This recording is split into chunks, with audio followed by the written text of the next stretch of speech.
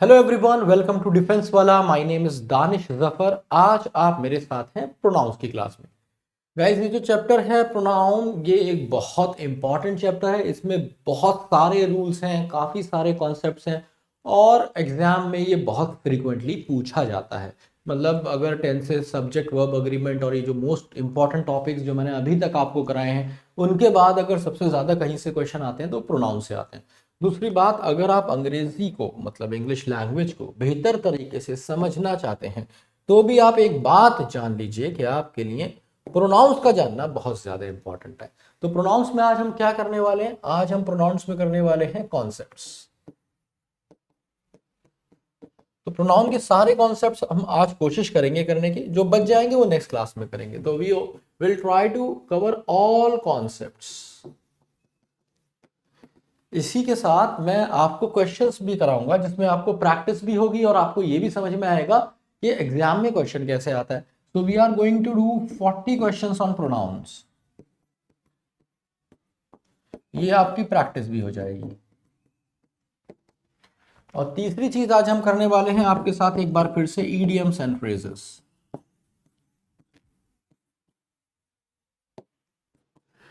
ठीक है, तो ये तीन चीजें हम आज की क्लास में करने वाले हैं। क्लास होने वाली है बहुत जबरदस्त। तो पहले मैं स्टार्ट करता हूं कॉन्सेप्ट से। ठीक है, तो कॉन्सेप्ट की अगर हम बात करें तो सबसे पहले प्रोनाउन को जानते हैं कि व्हाट इज अ प्रोनाउन। हमें क्या होता है ना, हम हिंदी में भी यूज करते हैं pronoun. Pronoun is a word which is use instead of a noun. ये हम सब जानते हैं कि भाई नाउन की जगह पे बार बार हम किसी का नाम लेके तो सेंटेंस नहीं बना सकते। तो हम ही, शी, इट, दे इनका इस्तेमाल करते हैं। अब प्रोनाउन से बहुत सारे, he, she, it, they, you, me, myself, your, yours, mine, himself, himself, themselves और बहुत सारे बेशुमार, विच, दैट, इट, इतने सारे प्रोनाउन हैं। Someone, someone, no one, everybody, none, either, neither, इतने सारे प्रोनाउन हैं। अरे सर, मैं कैसे करूं इतने सारे प्रोनाउंस को याद? सर कैसे इन पे वर्क करूं? तो जब भी आपके पास चीजें बहुत ज्यादा होती हैं तो आप क्या करते हैं? आप उनका कैटेगराइजेशन करते हैं। क्या करते हैं मेरे दोस्त? कैटेगराइजेशन। तो कैटेगराइजेशन करते हैं प्रोनाउन का।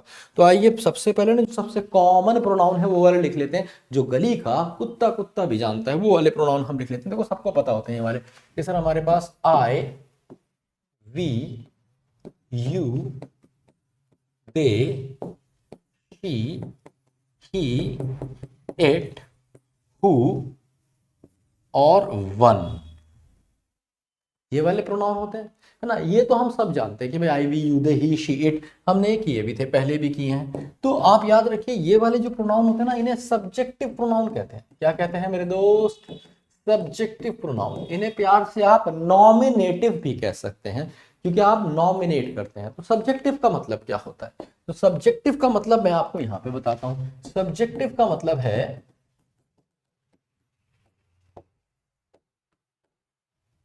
pronoun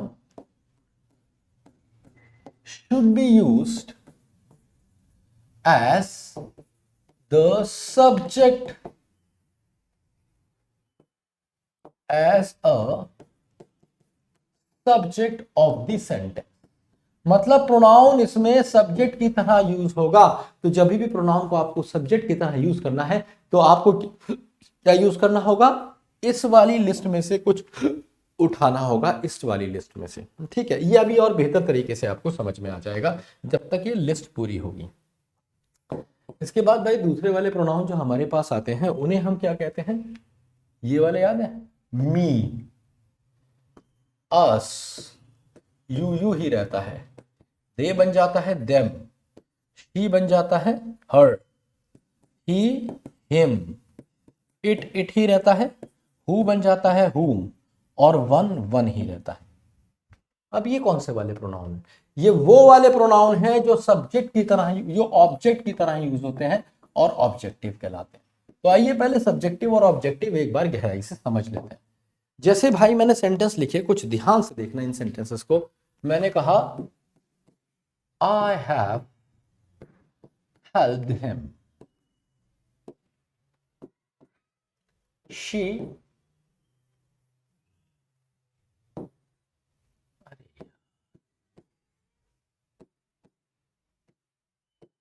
she came to support me, या फिर they are working for us. ठीक है, इन 3 सेंटेंसेस को आप ध्यान से देखिए और जरा गौर फरमाइए कि इसमें वर्ब कहां कहां है। तो हमें सबसे पहले प्रोनाउन देखते हैं कहां कहां है। तो pronoun pronoun pronoun pronoun pronoun pronoun. अब इसी में से सब्जेक्टिव और ऑब्जेक्टिव आप छाटेंगे, चीजें क्लियर हो जाएंगी। तो जो सब्जेक्टिव होता है हमेशा उसके लिए वर्ब होती है ना। तो pronoun should be used as a subject of the sentence always,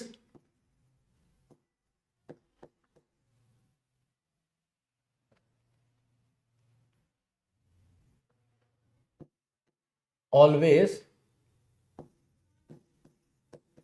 carries a verb। इस केस में आपको हमेशा एक वर्ब देखने को मिलेगी। जैसे तो अब आप क्या करेंगे, आप फटाफट वर्ब छाट लीजिए। आइए वर्ब छाटते हैं। तो ये मिली हमें एक वर्ब हैव। तो हैव किसके लिए आया है, आई के लिए ही तो आया है। अगर मैं यहां पे शी कर दूंगा तो ये हैज हो जाएगा। तो ये आई के लिए आया है और इसलिए आई कौन है, सब्जेक्टिव है। मतलब जो सब्जेक्टिव प्रोनाउन होते हैं वर्ब हमेशा उनके लिए आती है, क्योंकि सब्जेक्ट के अकॉर्डिंग ही वर्ब लगती है। ऐसे ही जब ये केम आया, किसके लिए आया, ये शी के लिए आया। तो ये केम क्या हो गया, शी क्या हो गया, शी भी सब्जेक्टिव हो गया। जिसके लिए वर्ब लगेगी वो सब्जेक्टिव प्रोनाउन है।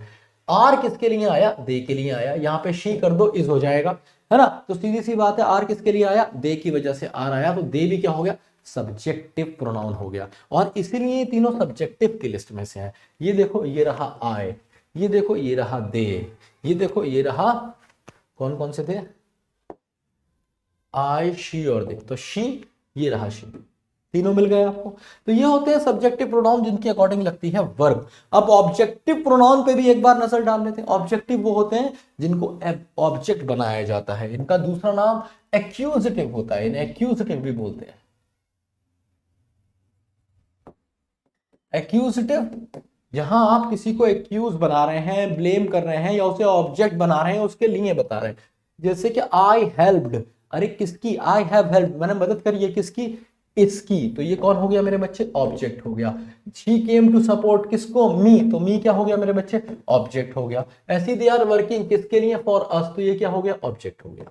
तो बड़ा ही आसान है, जितने भी ऑब्जेक्टिव प्रोनाउंस होते हैं वो हमेशा ऑब्जेक्ट की तरह होते हैं और उनके साथ कोई वर्ब नहीं आती।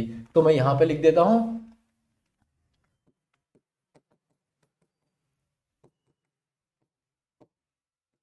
ऑब्जेक्टिव प्रोनाउन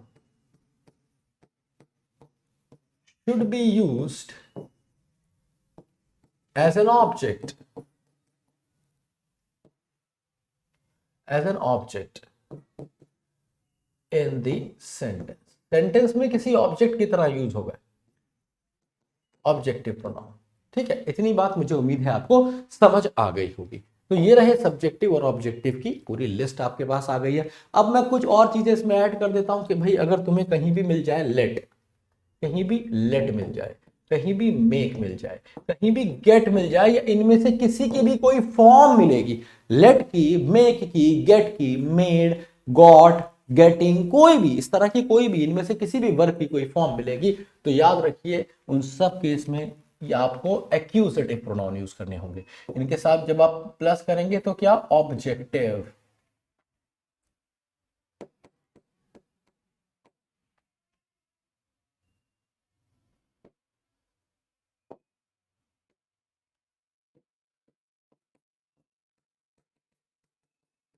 ऑब्जेक्टिव प्रोनाउन आएगा, है ना दोस्त, हमेशा इनके साथ। इसीलिए आप क्या कहते हैं, इसीलिए आप सेंटेंस बताते हैं लेट अस गो, आप सेंटेंस बनाते हैं लेट देम प्ले, आप सेंटेंस बनाते हैं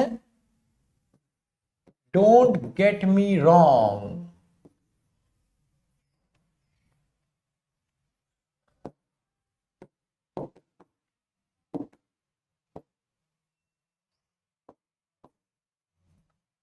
आई ना बात समझ में। तो ये देखो, ये देखो और ये देखो, सो लेट के बाद, मेक के बाद, गेट के बाद हमेशा हमेशा क्या आती है, ऑब्जेक्टिव प्रोनाउन ही आएगा। ठीक है, एक एग्जांपल और देता हूं आपको। लेट से दे दिया, गेट से दे दिया, make sure, he made her fool, उसने उसे बेवकूफ बना दिया। तो हर भी कौन सा हो गया, ऑब्जेक्टिव प्रोनाउन हो गया। तो मुझे उम्मीद है ऑब्जेक्टिव और सब्जेक्टिव आपके क्लियर हो गए होंगे। एक बात और बता देता हूं कि प्रपोजिशन के बाद कभी सब्जेक्टिव प्रोनाउन ये नहीं यूज होगा। ठीक है, याद रखिएगा ये बात।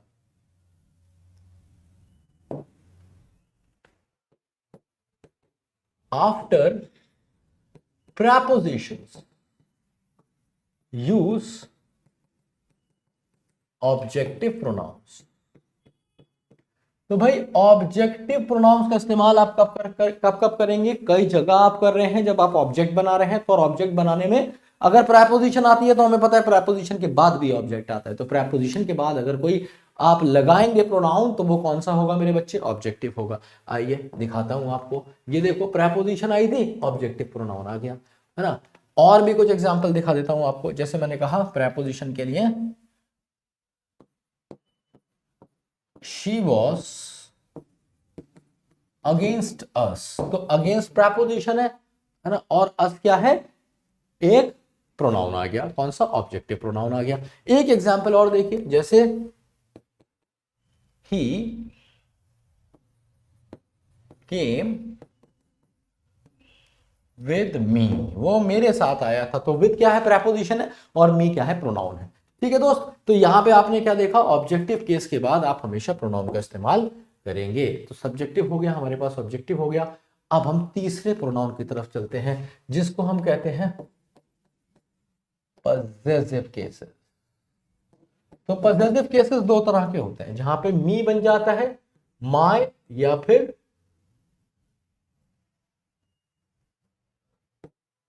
माय या फिर माय, वी बन जाता है आर या फिर आर्स, यू बन जाता है योर या फिर योर्स। दोनों यूज होते हैं, मैं बताऊंगा अभी कैसे।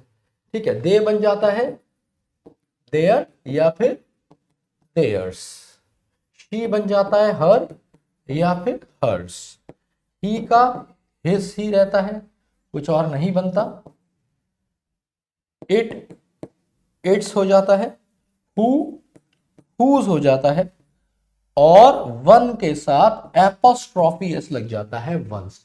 तो ये हमारे पॉसेसिव केसेस हैं। ये माई और माइन का भी डिफरेंस है, ये भी मैं अभी आपको समझाता हूं, जस्ट अ सेकेंड। अब ना मैं कुछ सेंटेंसेस लिख रहा हूं, उन्हें जरा ध्यान से देख लो। वो तुम सेंटेंसेस ध्यान से देखोगे तुम्हारी कॉन्सेप्ट सारे क्लियर हो जाएंगे। मैंने कहा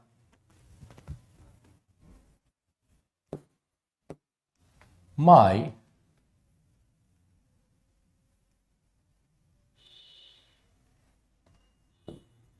car is black, your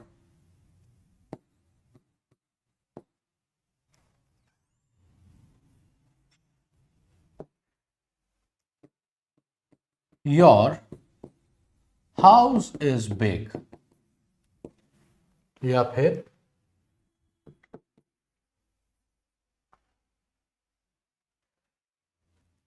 her mother is weak. ठीक है, तो 3 सेंटेंसेस काफी हैं, इसमें आपको समझ में आ जाएगा मैं क्या कहने की कोशिश कर रहा हूं। तो देखिए ये दोनों जो है ना, दोनों अलग तरीके से यूज होते हैं। ये दोनों बताते तो पोजीशन है बट अलग अलग तरीके से। ये जो इधर वाले हैं ना, इधर वाले, ये वाले बेसिकली पॉसेसिव प्रोनाउन है, इसको आप पीपी कहेंगे, पॉसेसिव प्रोनाउन। पॉसेसिव प्रोनाउन का क्या मतलब है, ये पोजीशन बताएंगे किसी का, अभी बताऊंगा कैसे। प्रोनाउन नाउन की जगह यूज होंगे और पोजीशन बताएंगे।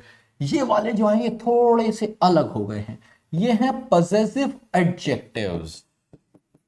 अब तुम कहोगे सर ये क्या बात आ गई, नाउन में एडजेक्टिव कहां से आ गया। जी हाँ, ये पॉसेसिव एडजेक्टिव है, क्योंकि ये कभी अकेले नहीं आते। एडजेक्टिव हमेशा अपने साथ कोई नाउन लेता है। जैसे भी मैंने कहा मोटा, तो तुम पूछोगे ना क्या मोटा, मैं कहूंगा काला, तुम पूछोगे ना क्या काला, मैं कहूंगा सुंदर, तुम पूछोगे ना क्या सुंदर। तो ये सारे एडजेक्टिव थे, मोटा, काला, सुंदर एडजेक्टिव थे। इनको हमेशा नाउन चाहिए होता है, बिना नाउन के इनकी आप व्याख्या कैसे कर पाएंगे, है ना। तो इसलिए आपको क्या चाहिए, हमेशा और हमेशा और हमेशा एक नाउन चाहिए इस एडजेक्टिव के साथ लगाने के लिए, ठीक है। तो ये जब भी यूज होंगे, माई, आर, योर, देयर, हर, इनके साथ आपको हमेशा एक नाउन मिलेगा। आइए जरा देखते हैं कैसे। ऐसे जैसे आपने कहा हर, तो मदर लगाना पड़ा, ये आया नाउन, देखो मैं अंडरलाइन कर रहा हूं, देखते रहना, ये आया नाउन, हर पॉसेसिव एडजेक्टिव, और ये नाउन। ऐसे ही ये आया नाउन, ऐसे ही ये आया हाउस, ये क्या है, नाउन। इनके साथ हमेशा एक नाउन होता है। तो possessive adjectives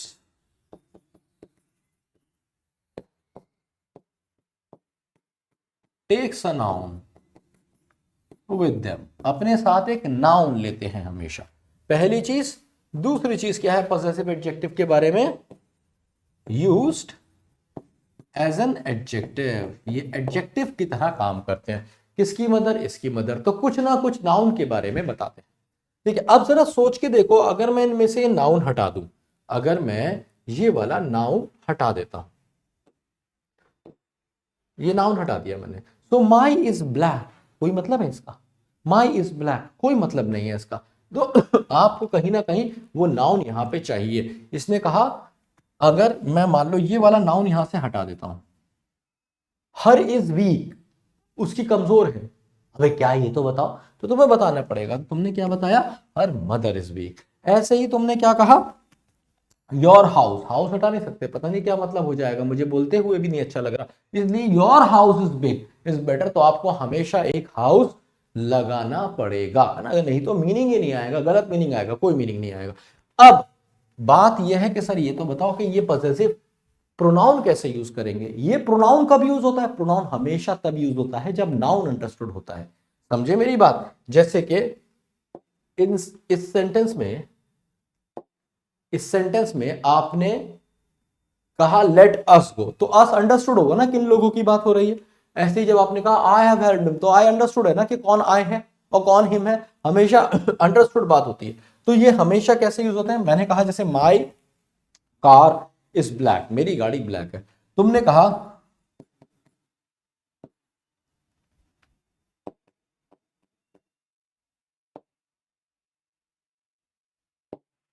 तुमने कहा माइन इज ब्लू, मेरी नीली है। अरे क्या, अरे क्या, कार की बात हो रही है ना, कार की बात, पहले नाउन आ चुका है। ऐसे ही जब मैंने कहा हर, मैंने कहा हर मदर इज वीक, तो किसी ने कहा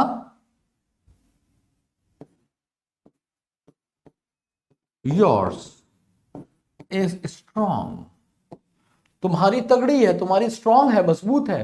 क्या, मम्मी की बात हो रही है, पहले नाउन आ चुका है, तो हमेशा ही किसी के संदर्भ में यूज होंगे। ऐसे ही किसी ने कहा योर हाउस इज बिग, ठीक है, तो तुमने कहा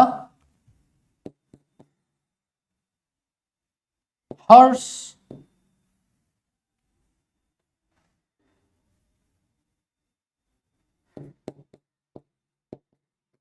देयर्स इज स्मॉल, तो जब आपने कहा देयर्स इज स्मॉल, तो मतलब हुआ उनका छोटा है।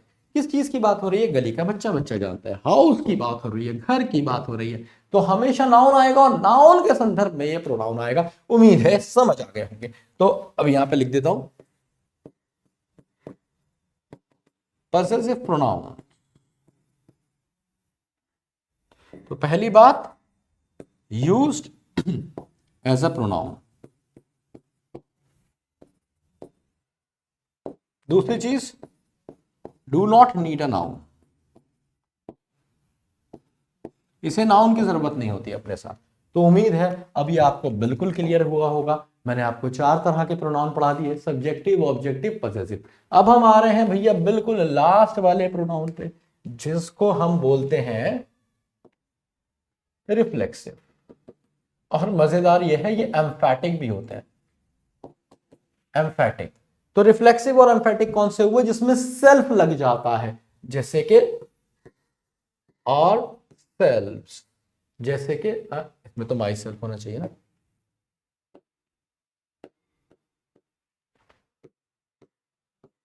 माई सेल्फ, आर हो जाता है आर सेल्फ, ये योर सेल्फ भी होता है और योर सेल्व्स भी होता है, दोनों सही है। इसके बाद देमसेल्व्स, इसके बाद हर सेल्फ, हिम का हिज का हिमसेल्फ, इटसेल्फ इसका कुछ होता नहीं है, और वन सेल्फ।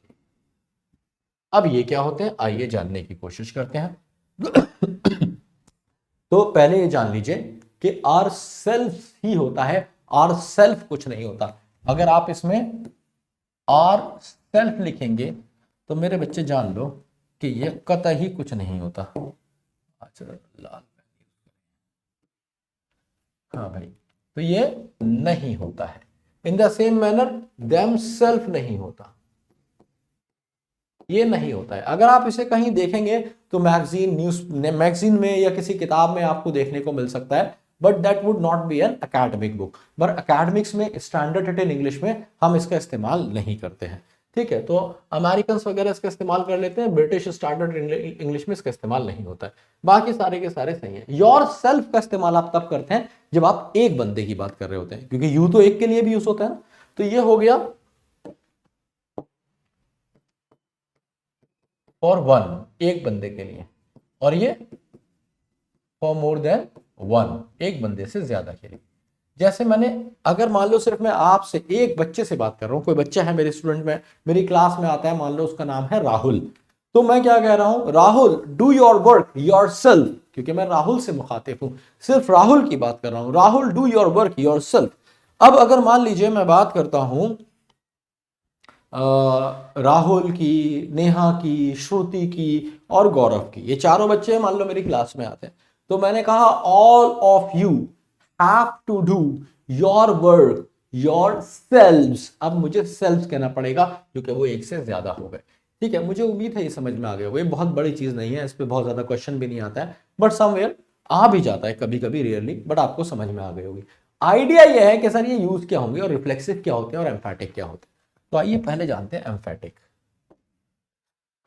तो देखो भाई, जो एम्फैटिक होते हैं इनके बारे में बात जानिए कि यूज टू एम्फेसाइज। पहली बात तो इसके बारे में ये जानिए कि इनका इस्तेमाल कैसे होता है, जब हम किसी बात पे जोर देके कहना चाहते हैं, एम्फेसाइजेशन के लिए इस्तेमाल होता है। दूसरी बात, even without them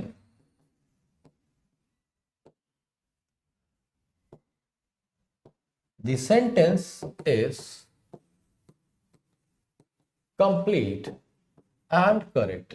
तो इनके बिना भी, एम्फैटिक प्रोनाउन के बिना बिना भी जो सेंटेंस होता है वो सही होता है और कंप्लीट होता है। अभी इसका यूज करके दिखाऊंगा। लेकिन मेरे बच्चे, ये जो है ना जिसका नाम है रिफ्लेक्सिव, ये बहुत लोगों को नहीं आता। बचपन से 55 बीत गया इस इंसान का, इसको समझ में नहीं आया रिफ्लेक्सिव क्या होता है। अलग अलग कोचिंग में जाके पढ़ा है, मैं उन बच्चों की बात कर रहा हूं, मतलब जिन्होंने अलग अलग कोचिंग से पढ़ रखा है। अभी मैं आपको बताऊं, अभी कुछ दिन पहले कुछ इंटरनल एक्टिविटीज थी जहां पे मैं बहुत ज्यादा स्टूडेंट से मिल रहा था, मतलब उन स्टूडेंट से जिन्होंने तैयारी की है, बड़े बड़े एग्जाम की अच्छे से। And when I had to ask them questions, मतलब I had to take some interviews, तो वहां पे जब मुझे बात करनी थी ना उन बच्चों को, they did not know what a reflexive pronoun is, and I was stunned. मतलब उनको डिफरेंस ही नहीं पता था एम्फैटिक और रिफ्लेक्सिव में। तो और एक को नहीं, लगभग सभी को। तो मुझे हैरानी इस बात की थी, क्या कोई इंडिया में है ही नहीं जो ढंग से रिफ्लेक्सिव और एम्फैटिक पढ़ा दे और उसके बीच के डिफरेंस समझा दे। जो बच्चे पढ़ के आ गए, जिनका पेपर क्रैक भी हो गया है, उनको तभी भी ये नहीं आया, जबकि इस पे क्वेश्चन आता है। तो जरूरी नहीं है कि सब चीजें आए तभी पेपर क्रैक हो, कुछ नहीं भी आती हैं तो भी आप पेपर तो क्रैक कर ही लेते हैं, क्योंकि है ना बहुत सारी चीजें। सो अल्टीमेटली आइडिया इस पे क्वेश्चन आता है और ये आपको पता होना चाहिए। तो रिफ्लेक्सिव प्रोनाउन क्या होते हैं? They are used as an object to a verb. किसी वर्ब का हमेशा ये ऑब्जेक्ट बनेगा, ठीक है। कब बनेगा?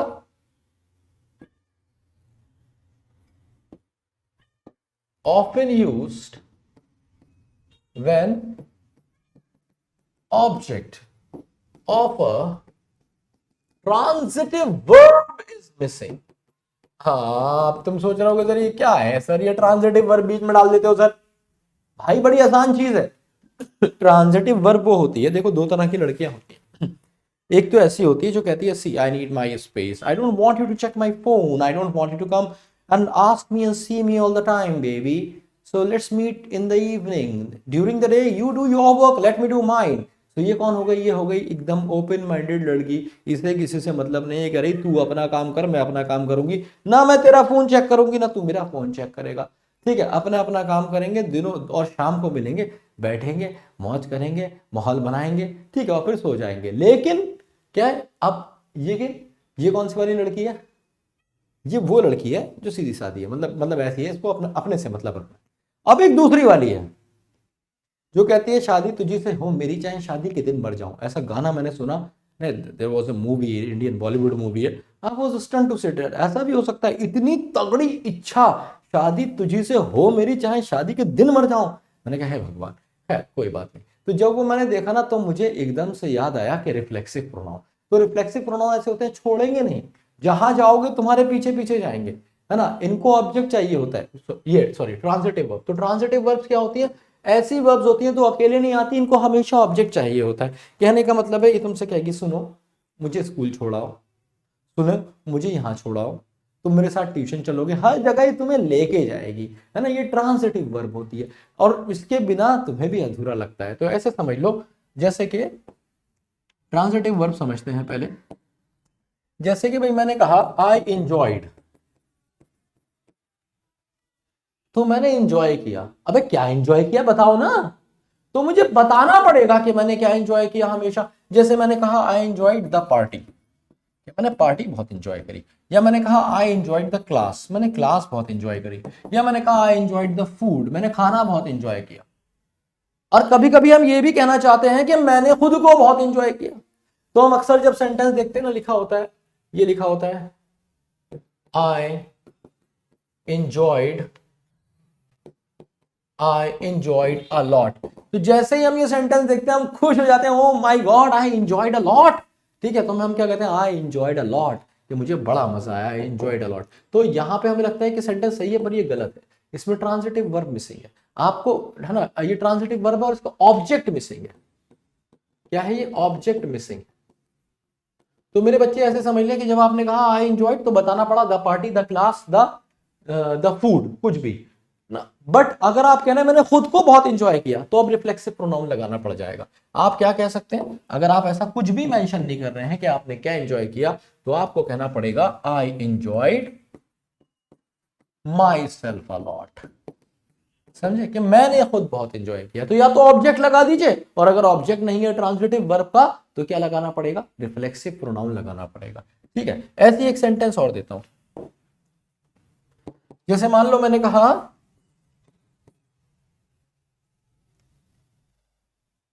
she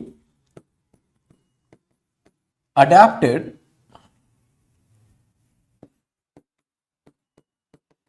according to the people। भाई ऐसा हुआ कि तुम्हें हो गया प्यार, प्यार हुआ और तुम्हें लड़की पसंद आई, एकदम फ्रेंच लड़की पसंद आई, इत्तेफाक की बात कि तुम भी उसे पसंद आ गए। अंग्रेजी तुमने मुझसे सीख ही ली थी, जबरदस्त अंग्रेजी बोली। ठीक है, लड़की को भी फ्रेंच लड़की थी पर अंग्रेजी आती थी, तुम्हारा काम हो गया, तुमने शादी वादी करी, लड़की को नौकरी वोकरी मतलब अपना घर ले आए। अब घर का तुम्हारा माहौल, इंडियन लड़की रही है कौन, फ्रेंच, पर प्यार बहुत करती है तुमसे। तो लड़की ने क्या किया, she adapted according to the people. तो तुम लोगों को बता रहे हो, किसी को बता रहे हो यार मेरी वाली ने ना अडेप्ट कर लिया या एडजस्ट कर लिया लोगों के हिसाब से। तो लोग पूछेंगे नहीं क्या एडजस्ट कर लिया लोगों के हिसाब से, अरे ये तो बता दे डबल मीनिंग बातें क्यों कर रहा है। इसीलिए सेंटेंस डबल मीनिंग हो जाएगा भाई, है ना, गलत हो जाएगा सेंटेंस। ये इसको ठीक करने के लिए आपको क्या करना पड़ेगा, आपको इसमें कहना पड़ेगा शी अडेप्टेड, या तो बताओ कि उसने क्या अडेप्ट किया, शी अडेप्टेड हर हैबिट्स, उसने अपनी आदतें अडेप्ट की, मतलब चेंज की। अडेप्ट का मतलब होता है चेंज करना। उसने अपनी आदतें अडेप्टेड हर हैबिट्स, हर बिहेवियर, जो भी उसने अडेप्ट किया वो बताना पड़ेगा। और अगर तुम कह रहे हो उसने खुद को अडेप्ट किया, खुद को चेंज किया, तो तुम्हें कहना पड़ेगा she adapted herself according to the people. तो हमेशा एक रिलेटिव प्रोनाउन का यूज होगा कब? जब ऑब्जेक्ट मिसिंग होगा एक ट्रांजिटिव वर्ब का। ठीक है, अब ये चीज अगर तुम्हें बहुत ही ज्यादा टेक्निकल लग रही है, तुम कहना चाहते हो कि सर ये मैं कैसे याद रखूं, मेरे लिए तो बड़ा मुश्किल है ट्रांजिटिव वर्ब को पहचानना और उसका मतलब ये सब याद रखना, तो मैं तुम्हारे लिए एक बढ़िया तरीका लेके आया हूं। I am going to give you verbs. देखो मेरे साथ क्या है ना, मुझे तो याद नहीं करना पड़ता क्योंकि कॉन्सेप्ट क्लियर है, तो वर्ब सामने आती है तो मुझे पता होता है कि ट्रांजिटिव है और आप इसे आराम से कर सकते हैं। बट तुम्हारे साथ ये दिक्कत नहीं है। तुम्हारे साथ क्या होगा, तुम्हें बताना पड़ेगा भैया क्या ट्रांजिटिव और क्या इंट्रांजिटिव। तो मैं कुछ वर्ब्स लिखवा रहा हूं, इस पे रेगुलरली क्वेश्चंस आते हैं। ये वही वाली वर्ब्स हैं जिनके साथ आपको रिलेटिव प्रोनाउन का इस्तेमाल करना है, तो फटाफट मेरे साथ आप लिख लेंगे। कौन कौन सी वर्ब्स हैं? Acquit, avail, absent, resign, avenge,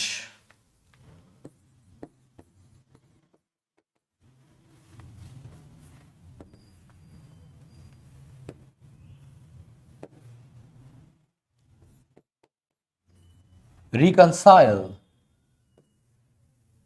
ठीक है, अच्छा अगर इसमें से किसी का मीनिंग आपको समझ में नहीं आ रहा है तो जरा सी भी चिंता नहीं करनी है, क्योंकि एक एक वर्ड का मीनिंग मैं आपको खुद बताने वाला हूं।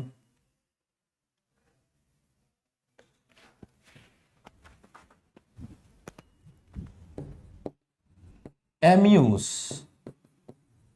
Exert, apply. ठीक है, तो equity, avail, absent, amuse, exert, apply,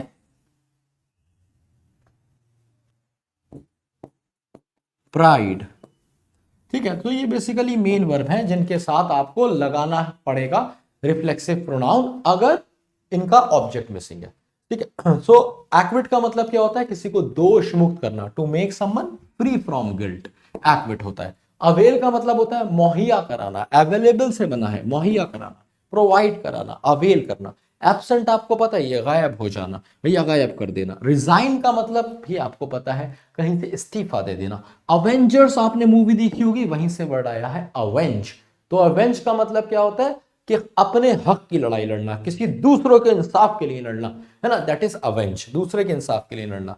तो रिकंसाइल का मतलब होता है किसी के साथ सहमति बनाना, अग्री होना, रिकंसाइल। अम्यूज का मतलब क्या होता है? अम्यूजमेंट पार्क होते हैं आप कि बड़े बड़े मेट्रोपॉलिटन सिटीज में जहां आप जाते हैं, झूले झूलते हैं, उनको भी लेके जाते हैं, आइसक्रीम खाते हैं, हाथ पकड़ते हैं, तो ये सब क्या है? अम्यूजमेंट होता है ये, और उसको अम्यूजमेंट पार्क करते हैं। तो अम्यूज का मतलब होता है एंटरटेन करना, है ना, मजे लेना, अम्यूज, एंटरटेन। एक्सर्ट का मतलब होता है अप्लाई करना, जैसे कहते हैं एक्सर्ट प्रेशर, प्रेशर एक्सर्ट होता है, तो एक्सर्ट इज अप्लाई। प्राइड आपको पता ही है, अब सीडीएस वालों को भी मैं ये बताऊंगा कि प्राइड क्या होता है। तुम लोग तो हो ही प्राइड और ऑनर के लिए, जीते ही उसी के लिए हो, है ना भाई लोग। तो ये हो गया तुम्हारा रिफ्लेक्सिव प्रोनाउन भी, इंजॉय भी है इसमें। बाकी मैंने कुछ वर्ड से एग्जाम्पल दिए हैं, अडेप्ट, तो वो भी आप इसमें लिख सकते हैं, अडेप्ट। एक वर्ड है एंजॉय, वो भी आप इसमें लिख सकते हैं क्योंकि मैंने इससे एग्जाम्पल दिया। अब एम्फेटिक के एग्जाम्पल और दे दूं, इसमें इससे बिल्कुल अलग है, देखने में सेम है बट वैसे बिल्कुल अलग है। आइए मैं एग्जाम्पल देता हूं। जैसे मान लीजिए उसने कहा शी कैन गो, या आई विल डू इट। अब ये मैं एग्जाम्पल से समझाऊंगा, एकदम समझ में आ जाएगा। रात का टाइम है, 10:30 बज रहे हैं, तुम अपनी पढ़ाई कर रहे हो, क्वेश्चन सॉल्व कर रहे हो मैथ के पूरे कंसंट्रेशन के साथ, क्योंकि मम्मी पापा अपने कमरे में हैं और शांति का माहौल है, सर्दियों का टाइम है, इससे बढ़िया मौका नहीं मिलेगा। 10:30 का टाइम है, तुम क्वेश्चन सॉल्व कर रहे हो। अब क्या होता है, इसका तुम्हारे पास मैसेज आता है, तुम मोबाइल नहीं देख रहे हो, मैसेज आता है, तुमने मैसेज पढ़ा नहीं, 15-20 मिनट हो गए मैसेज नहीं पढ़ा, इसकी कॉल आ गई, तुमने मेरा मैसेज नहीं पढ़ा, तुमने कहा अरे मैं क्वेश्चंस कर रहा था, देखो कुछ अर्जेंट है, तुमने देखा ओहो उस पर लिखा था can you get my phone recharge, क्या तुम मेरा फोन रिचार्ज करा सकते हो? तो इसने बोल दिया कि ठीक है मैं तुम्हारा फोन रिचार्ज करा दूंगा, कोई ऐसी बात नहीं है, ठीक है प्यार हो तुम मेरा, रिचार्ज तो बनता है। तो तुमने कह दिया भाई चलो ठीक है रिचार्ज करा दो। इसने कहा ठीक है कोई बात नहीं, पर तुमने कहा मैं एक सम सॉल्व कर रहा हूँ उसके बीच में हूँ, ठीक है तो पहले क्वेश्चन सॉल्व करूंगा पूरा, उसके बाद रिचार्ज कराऊंगा। इसने कहा ठीक है कोई बात नहीं करा देना। अब क्वेश्चन में फंस गए तुम, ठीक है तुम्हें नोट्स देखना पड़ गए, लेक्चर निकालना पड़ गया, लंबा काम हो गया, रिचार्ज तुम भूल गए, लड़की मैसेज भी कर चुकी है, कॉल भी कर चुकी है, समझ रहे हो? अब इसका दूसरा मैसेज आ गया 20 मिनट बाद, अब मत कराना रिचार्ज। तुमने फटाफट फोन किया, तुमने पूछा क्यों क्या हो गया? तो इसने कहा I will do it my self. क्या मतलब हुआ? अब नहीं कराना रिचार्ज, इतनी बार क्या लभा रहा है तुम मेरे से ना, I will do it my self, ये मैं खुद कर लूंगी, खुद कर लूंगी। तो जब आप खुद कहते हैं, एम्फेसाइज करके कहा, तो यहां तक भी तो सेंटेंस कंप्लीट था ना, आई विल डू इट के मैं कर लूंगी। माई सेल्फ क्यों कहा तुमने? माई सेल्फ तुमने कहा सामने वाले को ये दिखाने के लिए, देख देख मरे तुझसे 2-3 बार कह चुकी नहीं करा रहा ना, अब खुद कर लूंगी, अब मत कराइए। तो ये क्या बोलते हैं, टेंट्रम फेंका आपने। तो टेंट्रम दिखाने के लिए। ऐसी शी कैन गो, इसका मतलब क्या है कि वो जा सकती है, चली जाएगी अपने आप, तो क्यों छोड़ने जा रहा है? She can go. बट अगर कोई कहे शी कैन गो हर्सेल्फ, तो वो एम्फेसाइज करेगा, अरे भाई खुद चली जाएगी, तू क्यों जा रहा है छोड़ने, ये तो खुद तेरे जैसे 5-6 को रास्तों में छोड़ती हुई चली जाएगी। She can go herself, independent लड़की है। समझ गए मेरी बात? तो ये होता है एम्फेटिक। दूसरी बात, इसकी जो बेस्ट जगह होती है वो हमेशा सब्जेक्ट के बाद होती है। यहां पे भी लगा सकते हैं, पर जो बेस्ट इसे माना जाता है वो हमेशा सब्जेक्ट के बाद।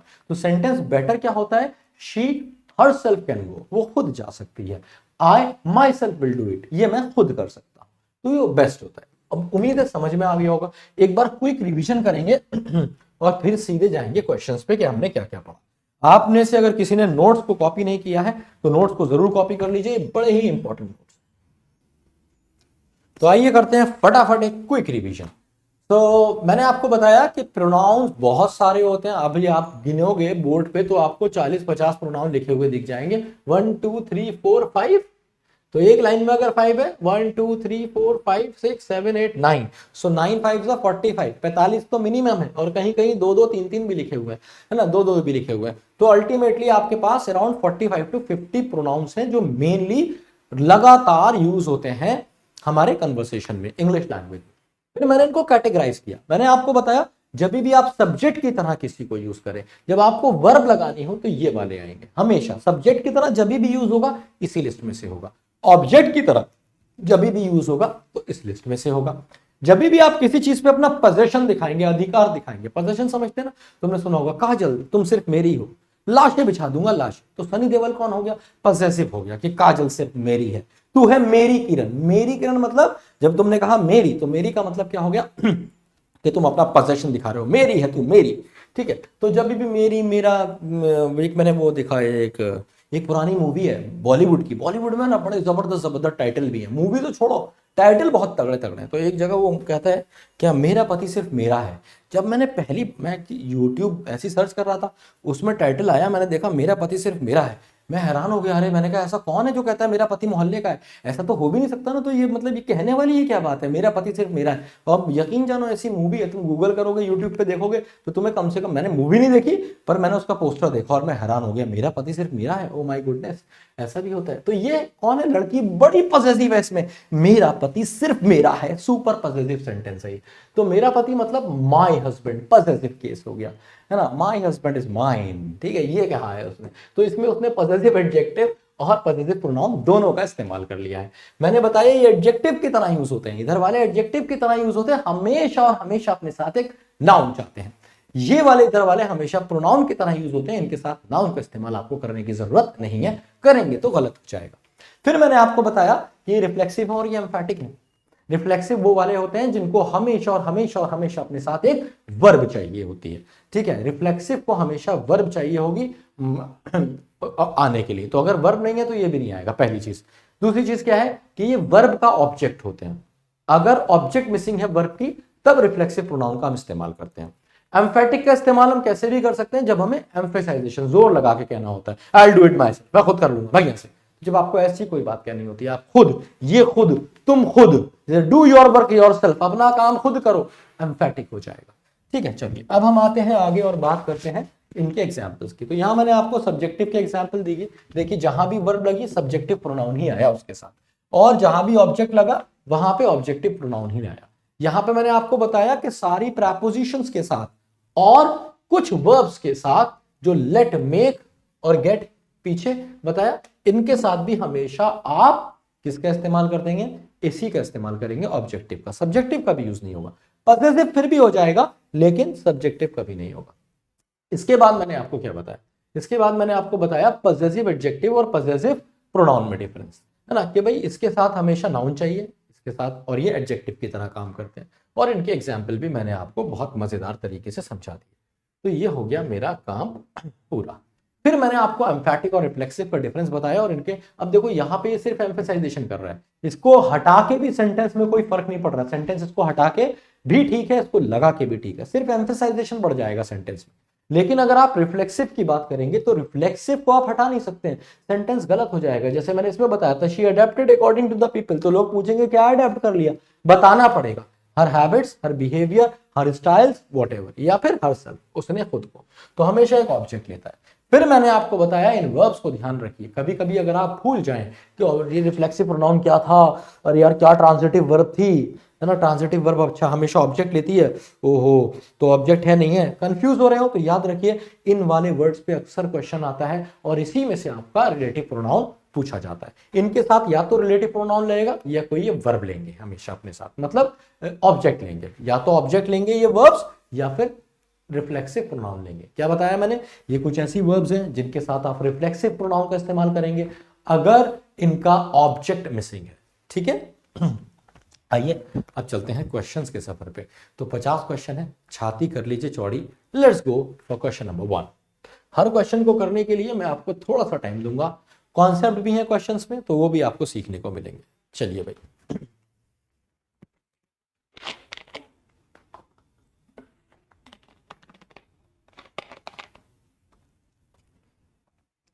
तो ये बड़ा ही आसान कॉन्सेप्ट है, याद रखिए।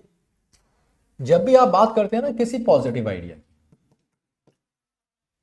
ठीक है, तो जो सीक्वेंस होता है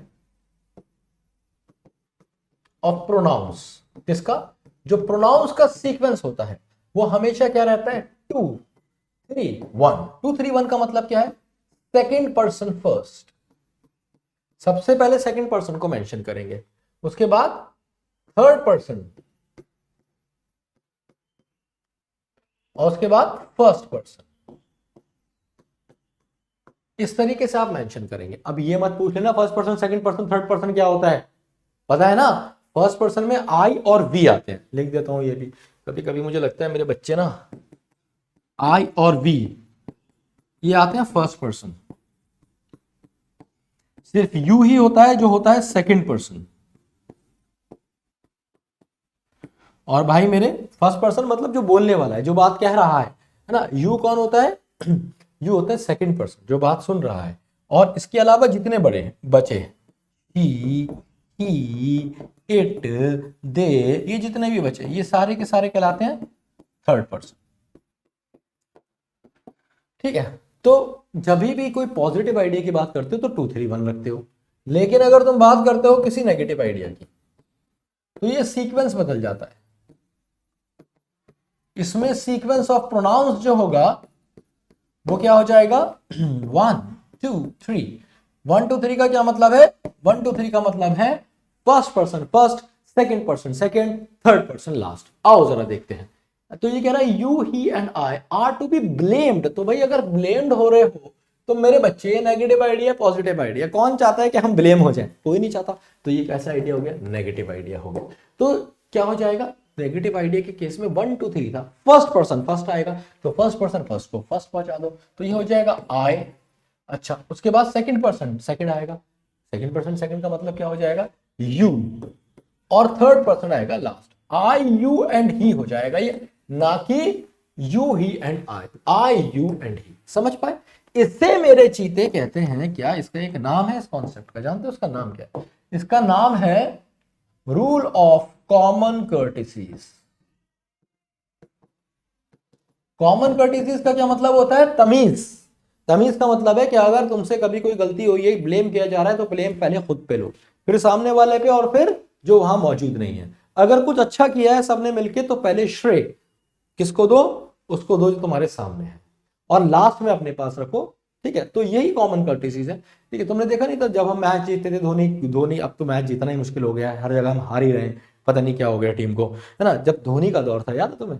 तो धोनी क्या कहता था, कभी हम कोई मैच हार जाते थे तो धोनी कहता था, ये we tried very well, Virat played a wonderful inning, but somehow, वो दूसरी टीम के लोगों की तारीफ कर दिया करता था कि उन्होंने बहुत बढ़िया किया। Andrew Flintoff took the wicket continuously at the right intervals and they somehow made a huge score ना। इस तरीके से वो बात करता था कि लगता था कि वो किसी के बारे में नेगेटिव कह नहीं रहा है, और जब भी नेगेटिव करता था तो वो ये बोलता था, yes we took a decision of not making Shami play which cost us of costly. तो वो क्या, इसका क्या मतलब हुआ कि वो ये कह रहा है कि भाई शामी को अगर हम खिला लेते, तो पहले उसने अपनी गलती मानी, क्योंकि कैप्टन तू है, तू ही तो डिसाइड करेगा। उसके बाद वो फिर टीम के किसी बंदे ही कहता था, ठीक है, बिकॉज श्री संत कुडिंट बोल वेल, है ना, या बिकॉज कोई भी, जहीर खान कुडिंट बोल वेल, तो वो क्या करता था कि फिर दूसरे वाले की गलती बताते कि इसने बॉलिंग अच्छी नहीं करी, इससे अच्छा हम उसे खिला लो। तो पहले मेरी गलती कि मैंने तुझे खिलाया, फिर तेरी गलती तूने अच्छी बॉल नहीं फेंकी।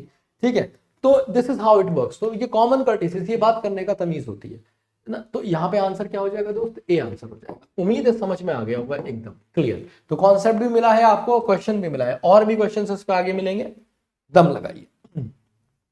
10-10 सेकंड का टाइम है भाई, तेज तेज चलना है।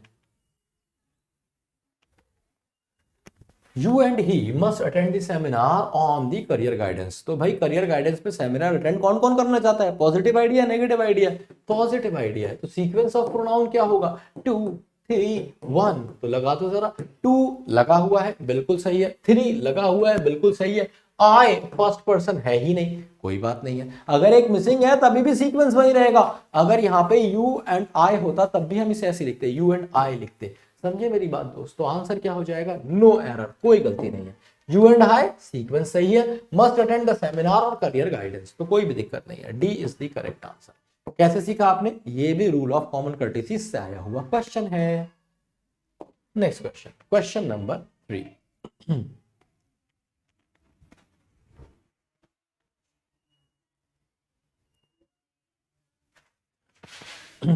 अब देखिए, इसने कहा the party chief and the chief minister, ये दो अलग अलग लोग हैं, एक आदमी नहीं है, क्योंकि दोनों जगह दा लगा हुआ है। ये दा बता रहा है कि एक आदमी, ये दा बता रहा है दूसरा आदमी।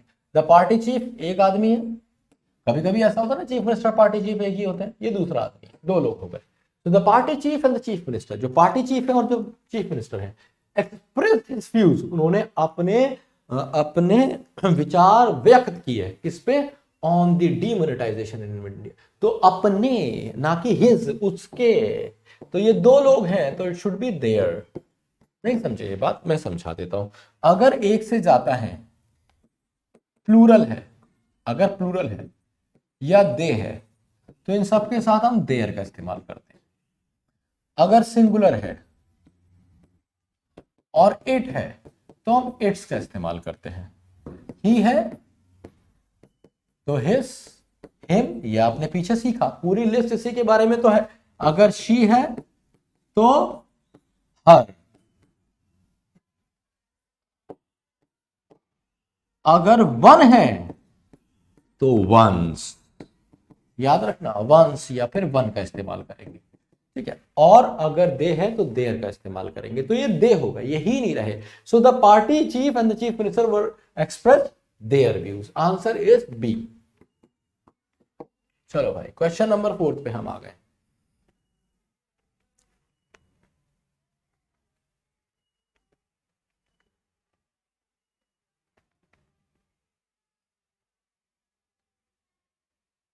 The manager as well as the clerks absented themselves yesterday.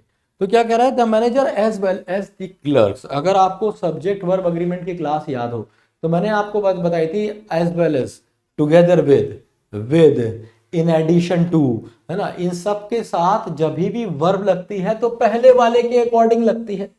पहले वाला कौन है? मैनेजर। तो मैनेजर के अकॉर्डिंग वर्ब लगेगी the manager as well as the clerks absented तो ये एब्सेंटेड किसके लिए आया है मेरे दोस्त? ये एब्सेंटेड आया है मैनेजर के लिए। ये मैनेजर कौन है?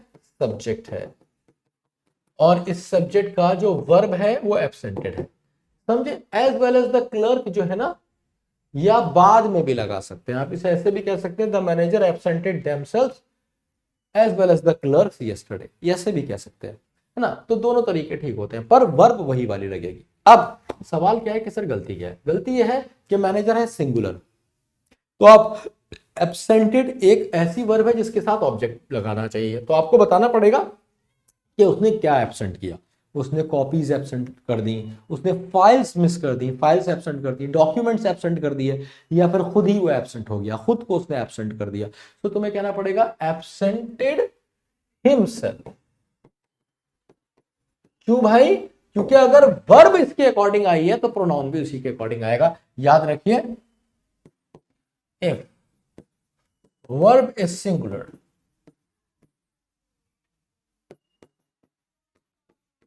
Pronoun is singular. अगर वर्ब सिंगुलर आएगी तो प्रोनाउन भी सिंगुलर है। इफ वर्ब इज प्लूरल, अगर वर्ब प्लूरल आएगी तो प्रोनाउन इज प्लूरल, तो प्रोनाउन प्लूरल आएगा। सिंपल सी बात है। वर्ब सिंगुलर आएगी, सब्जेक्ट क्योंकि सिंगुलर है ना? और अब यहाँ पे सिंगुलर प्लूरल पता तो नहीं चल सकता, बट आप किससे पता चल सकते हैं? इससे पता कर सकते हैं कि ये मैनेजर सिंगुलर है। इसलिए आंसर मेरे बच्चे हो जाएगा आपका A B C is the correct answer. बहुत शानदार। अगला क्वेश्चन देखिए। 10-10 सेकंड के क्वेश्चन हैं, मैं बहुत ज्यादा टाइम इसीलिए नहीं दे रहा।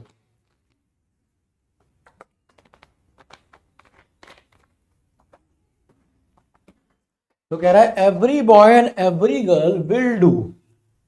तो ये एवरी बॉय हो गया हर एक लड़का, एवरी गर्ल बिल्कुल सही बात है, will do his best. His का मतलब हो गया किसी और का बेस्ट करेंगे, क्योंकि बॉय के लिए तो चलो हिज आ जाएगा, गर्ल के लिए हर तो नहीं आया ना, ये तो गलती हो गई। अच्छा, एक चीज और जान दो, जहां भी तुम्हें दिख जाए एवरी, ईच,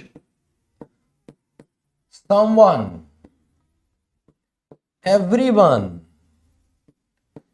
एवरीबडी, somebody, अरे बड़ा ही सिंपल है। मतलब जितने भी तुम्हारे पास बड़ी वाले या फिर वन वाले होते हैं, इन सब के साथ आप यूज करते हैं सिंगुलर प्रोनाउन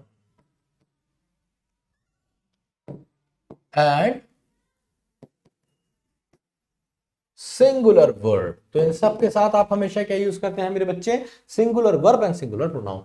तो every boy and every girl will do their best, will do his तो बॉयज के लिए आ गया, तो आप कहेंगे हिज एंड हर बेस्ट। अगर आप देयर कह देंगे तो आपको दे कहना पड़ेगा, और ईच सिंगुलर होता है, ठीक है? तो इन सब के साथ सिंगुलर प्रोनाउन और सिंगुलर वर्ब आता है हमेशा। जैसे मैंने कहा someone has to share his meal। तो क्या मतलब हुआ कि भाई किसी को तो अपना खाना शेयर करना पड़ेगा। someone has to share his meal, तो his नहीं होगा यहाँ पे, someone has to हाँ सॉरी, यहाँ पे his ही होगा, है ना? अगर कोई यहाँ पे देयर लगा देगा तो वो गलत हो जाएगा। हर तो वैसे भी नहीं हो सकता, ठीक है? तो और कुछ नहीं आएगा, someone has to share his meal।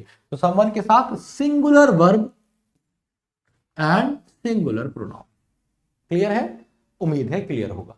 तो आंसर इज, इसका आंसर क्या हो जाएगा? Every boy will do their best. तो answer is B, will do his and her best. अपने पास से आप हिज एंड हर बेस्ट आपको लिखना पड़ेगा। बेस्ट तो लिखा है, हिज के साथ हर और लगा दीजिए। क्वेश्चन नंबर 6, मजा आ रहा है ना?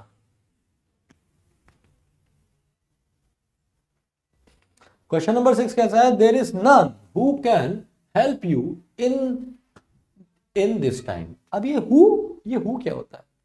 देखो भाई, अब एक नया कॉन्सेप्ट मैं तुम्हें पढ़ा रहा हूं। हु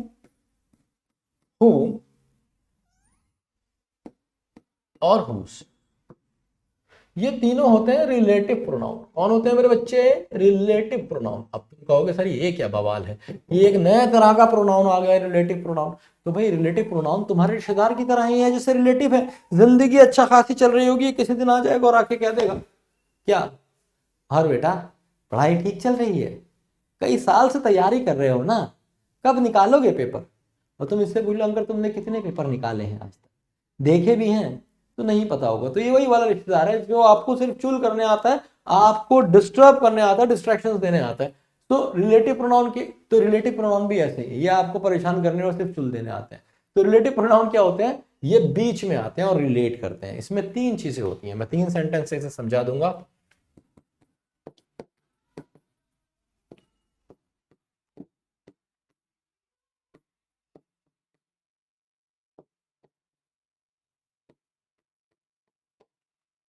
ये मेरे साथ आप कॉपी करेंगे।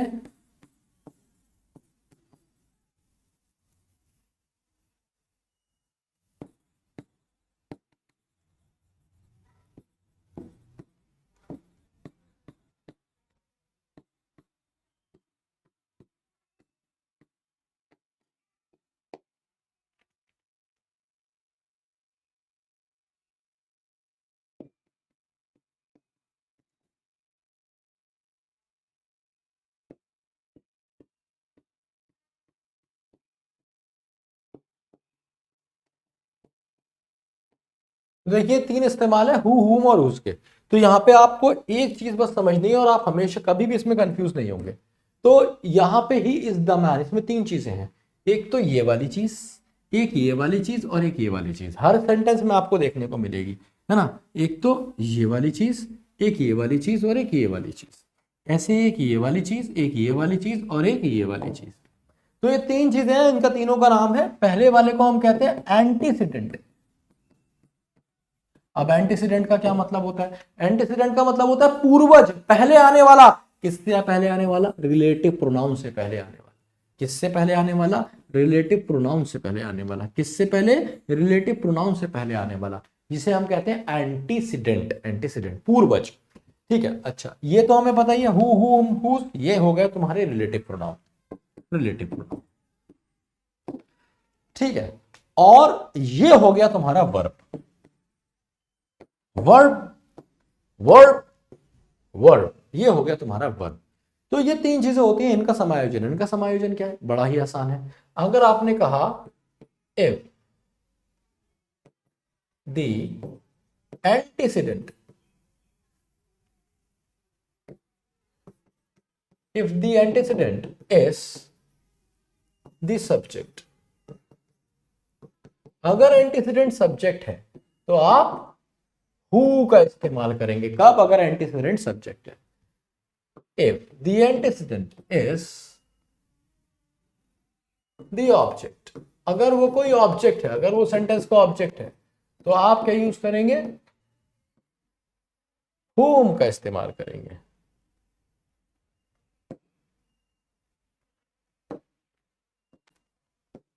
ठीक है दोस्त। और if the antecedent is possessive, अगर वो possessive है तो possessive वाला whose का इस्तेमाल कर लो। बस इतनी सी कहानी है।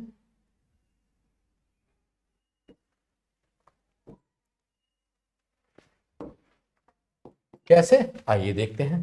He is the man. अब तुम्हें कैसे पता चलेगा कि ये वर्ब के सब्जेक्ट है या नहीं? अरे भाई सब्जेक्ट के लिए वर्ब होती है, कितनी बार बताएं। So this is the man, तो कौन हेल्प करता है? मैन हेल्प करता है। This is the man who helps everyone, और इसलिए यहां पे हु आया, समझे? क्योंकि जब भी एंटीसीडेंट सब्जेक्ट होगा तो हु आएगा। एंटीसीडेंट सब्जेक्ट है, हु आया। एक बात मैं और बता दूं, वो सारे बच्चे जिनके लिए ये मेरी पहली, दूसरी, तीसरी क्लास है, तुम्हें घंटा कुछ समझ नहीं आने वाला। There is a sequence of classes that you need to follow if you really want to learn English, at least from me. तो तुम्हें करना क्या पड़ेगा? तुम्हें जाना के मेरी पहली क्लास से, जो मैंने विक्रांत बैच में डाली है, वहां से देखो। तब आत्मा तृप्त होगी, तब तुम्हें कुछ लगेगा हाय हाय सर क्या दे दिए हो, मन खुश कर दिया ना, तब मजा आएगा। बीच में से तुम यार बढ़िया पिक्चर चल रही है, तगड़ी पिक्चर चल रही है, जैसे Lord of the rings type, और तुम उसमें बीच में से कूद के देख लोगे तो कुछ समझ में आएगा? तुम्हें मजा आएगा थोड़ा थोड़ा, लेकिन तुम्हें समझ नहीं आएगा। तो थोड़ी मेहनत करो, शुरू से क्लासेस देखो, आत्मा तब तृप्त होगी। यू आर द बिजनेसमैन हुम एवरीवन ट्रस्ट। तो कह रहा है तुम हो वो बिजनेसमैन। तो बताओ बिजनेसमैन के लिए कौन सी वर्ब है? आगे कोई वर्ब है? हाँ है। कौन सी वर्ब है? ट्रस्ट। क्या बिजनेसमैन ट्रस्ट कर रहा है? नहीं, एवरीवन ट्रस्ट कर रहा है। तो ये वर्ब किसके लिए है? एवरीवन के लिए है। तो बिजनेसमैन कौन हुआ? ऑब्जेक्ट हुआ। इसलिए you are the businessman whom everyone trust, whom आपने ऑब्जेक्टिव यूज किया। यहां पे भी लिखा है ना, if the antecedent is the object, use whom। और लास्ट और मजेदार चीज क्या है? He is the man whose car is stolen, ये है वो आदमी। इसके लिए कोई वर्ब है आगे? कोई वर्ब नहीं है। इज और स्टोलन किसके लिए? कार के लिए। किसकी बात हो रही है? इसकी कार की। पॉसेसिव केस है तो आपने हुज का इस्तेमाल किया। ठीक है, तो लिविंग के साथ ये इस्तेमाल होंगे। किसके साथ इस्तेमाल होंगे? Only with living. समझे मेरी बात? सिर्फ लिविंग। और अगर नॉन लिविंग है, केस ये सारा यही रहेगा, लेकिन अगर नॉन लिविंग है तो आप हमेशा दैट का इस्तेमाल करेंगे या फिर विच का इस्तेमाल करेंगे। ये मैं आपको आगे बताऊंगा कब विच और कब दैट। ठीक है, तो नॉन लिविंग के साथ जब रिलेटिव प्रोनाउन आता है तो वो दैट या विच होता है। नॉन लिविंग के साथ जब रिलेटिव प्रोनाउन आता है तो वो दैट या विच होता है। लेकिन जब लिविंग के साथ रिलेटिव प्रोनाउन आता है तो वो हुम या फिर हुज में से कोई एक होता है। अच्छा भाई, तो ये तो बात हो गई रिलेटिव प्रोनाउन की। अब तुम कहोगे यहाँ गलती क्या है, ये तो बता दो। तो रिलेटिव प्रोनाउन में गलती है, वो नहीं आएगा, दैट आएगा। अब तुम कहोगे क्यों? क्योंकि ये एक एक्सेप्शन है, एक अपवाद है। इस अपवाद को मैं आगे बताऊंगा। क्वेश्चन नंबर 6 याद रखिए, आपको कॉन्सेप्ट पता है ये कॉन्सेप्ट। अब तुम सोच रहे हो there is none who can help you, तो यहाँ पे तो लिविंग की बात हो रही है, हु सही है, पर दैट क्यों आया ये आगे जानोगे। यहाँ पे क्योंकि पेज भर गया, जगह नहीं है मेरे पास। ठीक है, नेक्स्ट पेज पे मैं आपको समझाता हूँ इसे। ठीक है, नेक्स्ट पेज मतलब नेक्स्ट क्वेश्चन पे ऐसे और भी क्वेश्चन आएंगे। अभी इतना याद रखो कि हु के साथ हु की जगह दैट आएगा। कैसे आएगा आगे जानेंगे। Your are the same problems as mine. Your are the, ये की बात हो गई। मैंने कहा था ना योर ऐसे नहीं आएगा कभी, it always needs a noun with it. तो योर के साथ तुम्हें बताना पड़ेगा your problems are the same as mine, या तो इसे ऐसे लिखो your problems are the same as mine, या तो मेरे चीते इसे ऐसे लिख दे, सेंटेंस में कोई गलती नहीं होगी। या फिर तुम्हें कहना पड़ेगा yours are the same problems as mine. तो इस योर की जगह कर लो क्या? Yours are the same problems as mine. अरे तुम्हारी तो सेम समस्या है जो मेरी है, तो आंसर क्या हो जाएगा? ए, है ना। पॉसेसिव प्रोनाउन चाहिए था, हमने एडजेक्टिव लगा रखा। अगला question,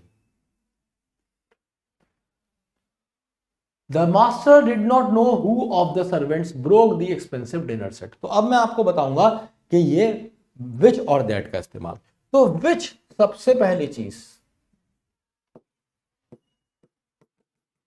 which is used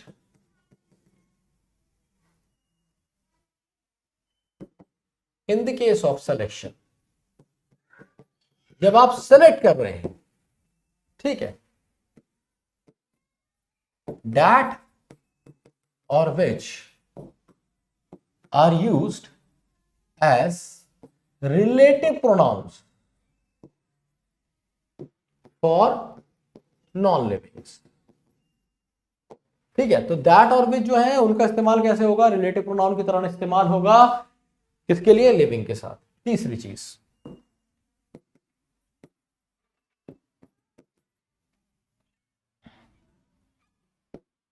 use which in case of additional information.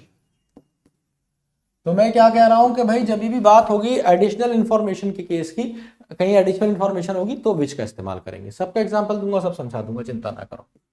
दूसरी चीज,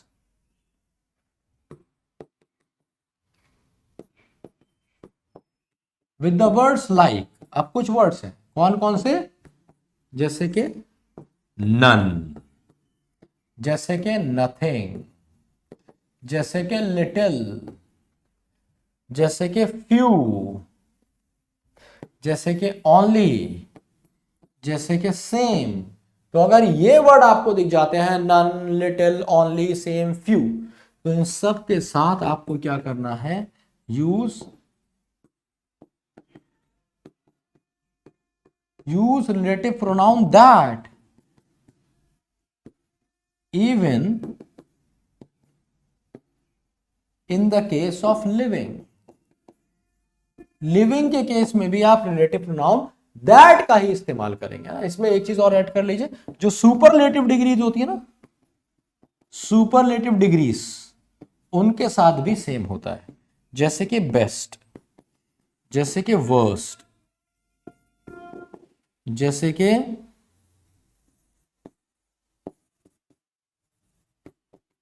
ग्रेटेस्ट, लॉन्गेस्ट। तो सुपरलेटिव डिग्रीज जो होती हैं अगर उनका इस्तेमाल होगा तो भी चाहे लिविंग हो नॉन लिविंग हो आपको दैट का इस्तेमाल करना पड़ेगा। नहीं तो फ्यू, लिटिल, ना, नथिंग, नन, ओनली, सेम, इनके साथ भी आपको दैट का ही इस्तेमाल करना पड़ेगा। अब आ जाते हैं जरा पीछे वाले क्वेश्चन पे। अब आया समझ में, देयर इज नन, तो क्यों क्या आया नन? अब ये लिविंग हो या नॉन लिविंग हो हमें रिलेटिव प्रोनाउन दैट का ही इस्तेमाल करना पड़ेगा, हु नहीं आएगा, इसलिए यहां पे लगाया था। तो रिलेटिव प्रोनाउन भी समझा दिया, उसका कॉन्सेप्ट भी आ गया। अब इस क्वेश्चन पे आ जाओ, the master did not know which of these servants हो जाएगा। क्यों? क्योंकि आप सिलेक्शन की बात कर रहे हैं, केस ऑफ सिलेक्शन है, तो हु की जगह क्या हो जाएगा मेरे चीते? विच, है ना, सिलेक्शन की बात है। नॉन लिविंग के लिए दैट यूज होगा, विच इज यूज। अच्छा, एडिशनल इंफॉर्मेशन का मैं एक एग्जांपल दे देता हूं। जैसे मैंने कहा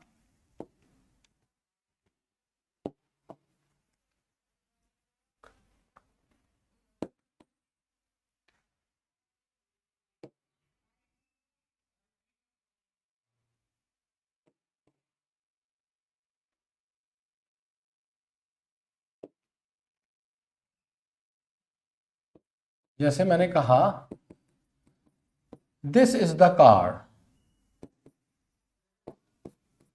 that I want to bye.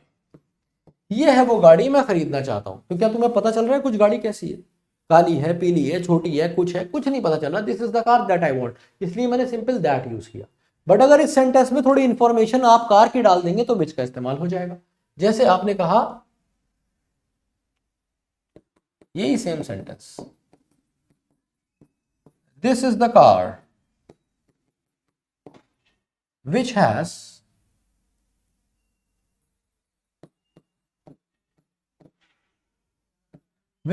alloy wheels, cruise control and other features। तो ये दो अलग अलग सेंटेंस हो गए। भाई देखो, यहां पे कार के बारे में कुछ नहीं पता, कोई एडिशनल इंफॉर्मेशन नहीं है, इसलिए आपने दैट का इस्तेमाल किया। यहां पे भी आप दैट का इस्तेमाल कर सकते थे, पर आपको दिखी additional information. This is the car, ये वो कार है विच हैज अलॉय व्हील्स, जिसके अंदर अलॉय व्हील है, क्रूज कंट्रोल है, और भी बहुत सारी चीजें हैं। तो ये क्या हो गया, आपने विच एडिशनल इंफॉर्मेशन दी तो किसका इस्तेमाल किया? यहां पे विच का इस्तेमाल किया। क्लियर हो गया होगा, उम्मीद है। ठीक है। So the master did not know which of the servants broke the expensive dinner set. Master को नहीं पता था कौन से सर्वेंट ने एक्सपेंसिव डिनर सेट तोड़ा है। B is the correct answer. तो आप देख रहे हैं प्रोनाउन में कितने सारे कॉन्सेप्ट हैं, कहां कहां से क्वेश्चन आता है, और ये क्लास सोच रहे हैं कितनी फ्रूटफुल है, कितने सारे कॉन्सेप्ट आपको सीखने को मिल रहे हैं। हाँ, तो भाई अब टाइम है कम और क्वेश्चंस बचे हैं बहुत ही ज्यादा। अभी तो मैं 10 क्वेश्चन भी पूरे नहीं कर पाया हूं, थोड़ा सा जल्दी चलेंगे। यू एंड माई सेल्फ, ये हो सकता है क्या? मैंने बताया था ना आपको कि माई सेल्फ ये सब ऐसे यूज नहीं होगा, यहां पे आपको सब्जेक्ट ऑफ दी सब्जेक्ट चाहिए। सो यू एंड आई, क्यों बोला आपने यू एंड आई? क्योंकि सब्जेक्टिव प्रोनाउन का इस्तेमाल। You and I will enjoy क्या है? ये वर्ब है। ये किसके लिए लगी है?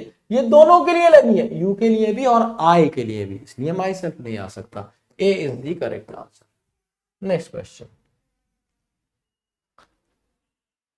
ये सुना है कभी? They who are in the room, they who are in this room should not move from the place.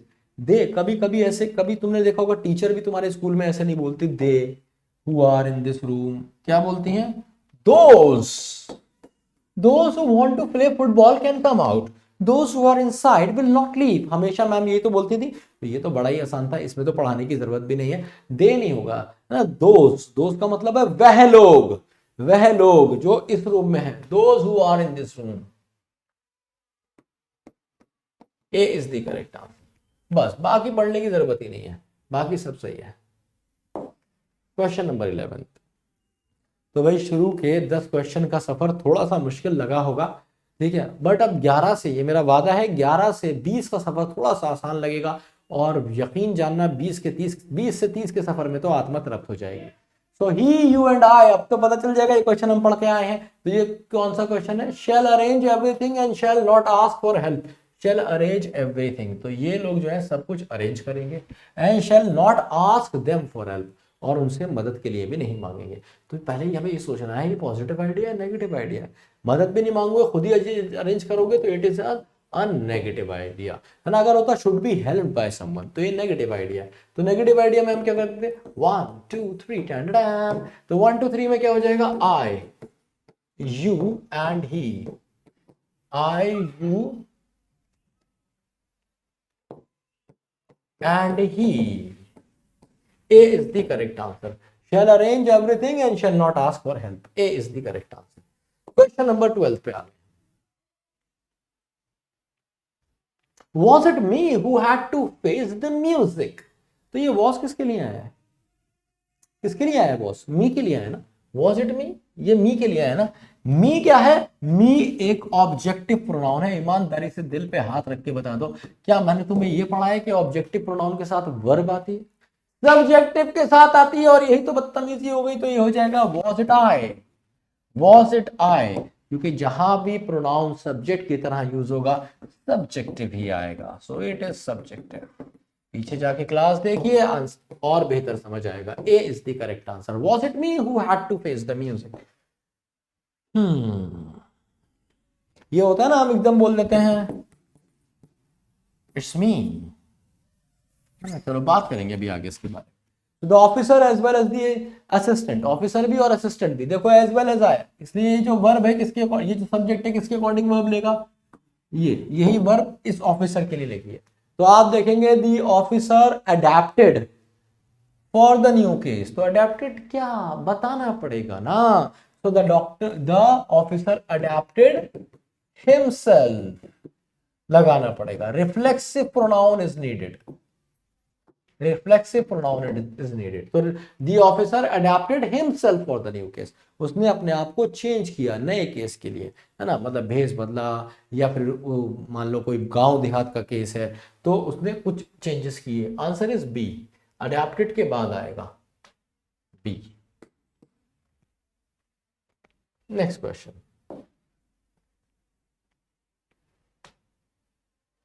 As a student of science she is far better than me. तो कुछ सेंटेंस लिख रहा हूं, जरा ध्यान से देखिए।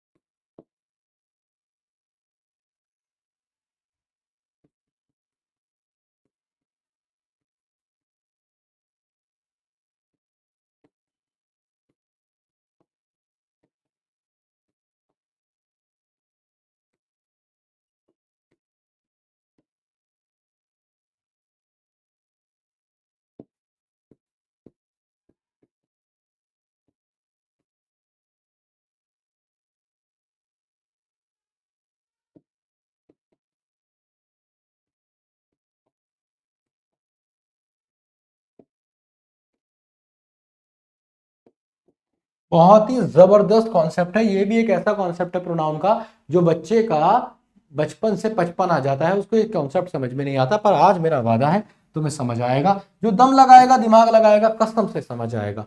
तो she is faster than me और आई, इसका क्या मतलब हुआ? तो जब आप कहेंगे शी इज फास्टर देन, तो याद रखो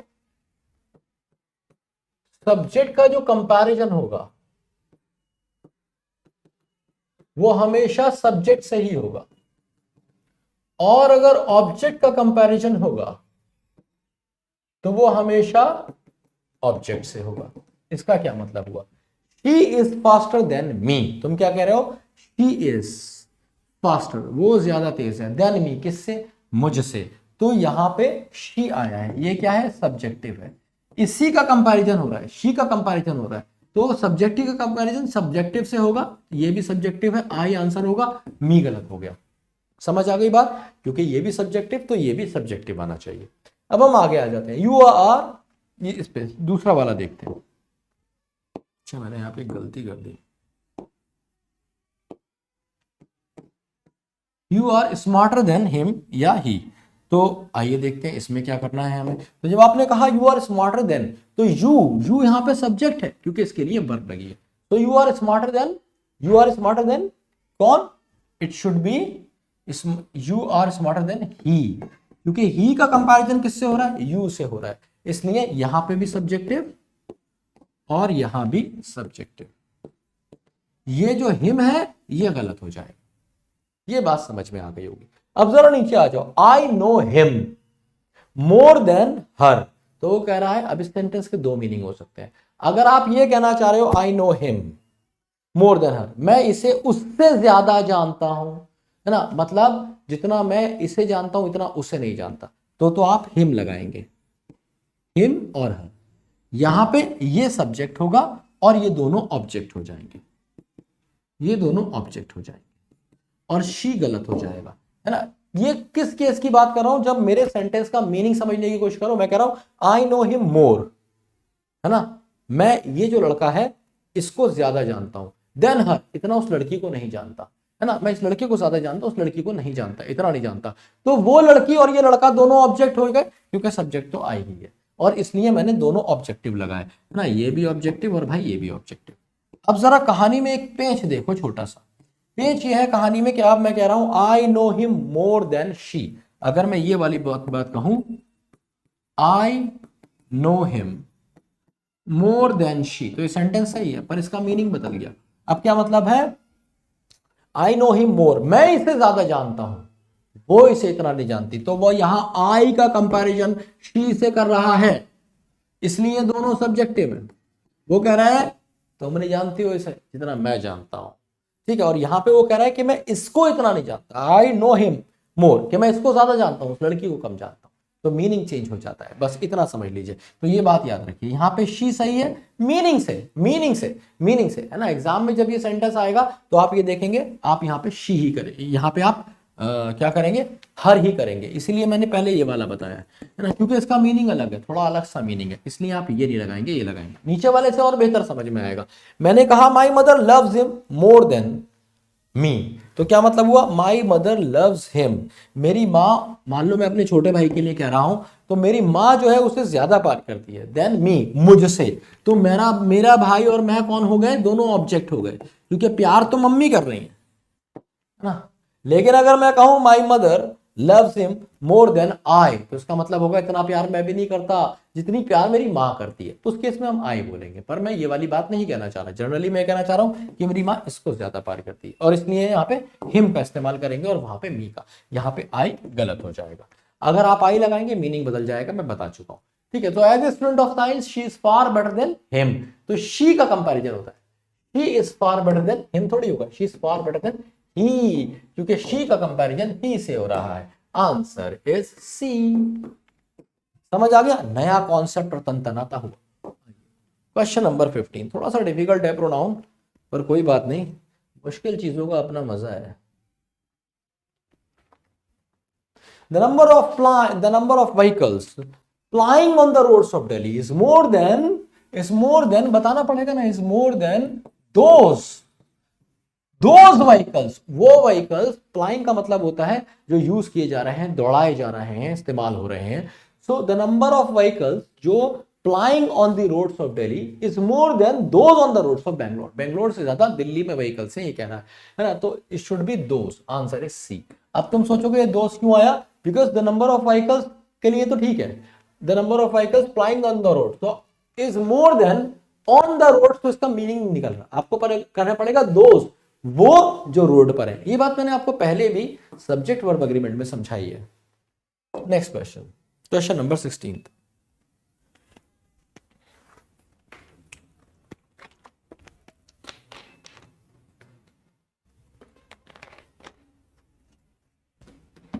मैंने बताया था एवरीबडी, समबडी, समवन, इन सब के साथ सिंगुलर वर्ब, सिंगुलर प्रोनाउन। तो सिंगुलर वर्ब सी, ठीक है। Everybody who was working in that office gave a days पे, तो हर एक बंदा जो उसका ऑफिस में, दैट ऑफिस मतलब उस ऑफिस में काम कर रहा था, उन्होंने अपनी दिन की, एक दिन की पगार दी एज देयर कॉन्ट्रीब्यूशन, नहीं एज हिज कॉन्ट्रीब्यूशन, अपने कॉन्ट्रीब्यूशन की तरह। क्यों भाई, यहां पे आंसर बी क्यों हुआ और हिज क्यों आया? क्योंकि singular pronoun, singular verb, everybody, somebody, nobody, अभी पढ़ा है ना पीछे, B is the correct answer. आगे पढ़ने की जरूरत नहीं है, अगले क्वेश्चन पे चलते हैं। Sorry, question number 17। We all are short sighted, हम सब की निगाह कमजोर है। मतलब शॉर्ट साइटेड मतलब कमजोर है का मतलब है हम अपनी दूर की चीजें नहीं देख पाते, सिर्फ छोटी जो हमारे करीब में चीजें हैं, मतलब दूरदर्शी नहीं है हम सब, ठीक है। And very often see but one side of the matter, तो बहुत ही कम हम देख पाते हैं दोनों साइड्स मैटर के, ज्यादातर हम एक ही साइड देख पाते हैं मैटर की। And our views are not extended, और हमारी जो सोच है, हमारा जो नजरिया है, वो बहुत ज्यादा बड़ा नहीं है, एक्सटेंडेड नहीं है। To all that has connection, और मतलब हमारा जो एरिया है, हमारे जो व्यूज हैं, वो इतने एक्सटेंडेड नहीं है। किस चीज के लिए? To all that has connection with it, किसके लिए? जिस सब के साथ इसका कनेक्शन है ना। तो extended all that has a connection with it. अब यहाँ पे इट क्यों आया? यहाँ पे इट का मतलब है कि उस सबसे जिससे कनेक्ट है, तो दैम नहीं होगा, लोगों की बात नहीं है, बहुत मल्टीपल चीजों की बात नहीं कर रहा है, वो एक उस आइडिया की बात कर रहा है। तो कह रहा है कि जो हमारी नजरिया है, कह रहा है हम सब ना सिर्फ एक ही साइड देख पाते हैं चीजों की, दूसरी साइड नहीं देख पाते। फॉर एग्जाम्पल मीडिया ने दिखाया, या कुछ भी दिखाया मीडिया ने, जैसे मीडिया ने दिखाया कि हाँ सरकारी नौकरियों में कोटा बहुत ज्यादा है और इसलिए आपकी जो जनरल वाले हैं वो सफर कर रहे हैं। हमने बस एक ही साइड देख ली है ना, और हम इसी पे बात करने लगे, हमने सारी साइड्स नहीं देखी। तो कह रहा है कि लोग ऐसे ही होते हैं, वन साइड देखते हैं। सो और जो हमारे व्यूज होते हैं वो बहुत ज्यादा फैले हुए नहीं होते, एक्सटेंडेड नहीं होते हैं, उस सब से कनेक्ट नहीं हो पाते। तो उस सब को आप देम नहीं कहेंगे, उसको आप इट कहेंगे, क्योंकि कलेक्टिवली सिंगल आइडिया है ना, ये सिंगल आइडिया है, कनेक्टिवली आइडिया की बात कर रहा है कि वो चीजें, फॉर एग्जांपल जैसे मुझे पॉजिटिव सोचना चाहिए, मुझे अपने एग्जाम के बारे में सोचना चाहिए। मैं ये सोच रहा हूँ कि कोटा है एग्जाम में, है ना, इस वजह से मेरी नौकरी नहीं लग रही, पर मुझे ये भी तो सोचना चाहिए मुझे तो एक चाहिए, सिर्फ एक सीट चाहिए, और सीट्स बहुत सारी हैं, 400 सीट्स हैं, 450 सीट्स हैं, एक ही तो चाहिए यार मुझे, मैं 400 में एक नहीं हो सकता क्या? है ना, मेरी माँ तो लाखों में एक कह रही थी, तो मैं 400 में तो एक हो ही सकता हूँ ना एटलीस्ट। चलिए, so extended that has a connection with it, तो आंसर इज सी। समझ आई बात? Next question.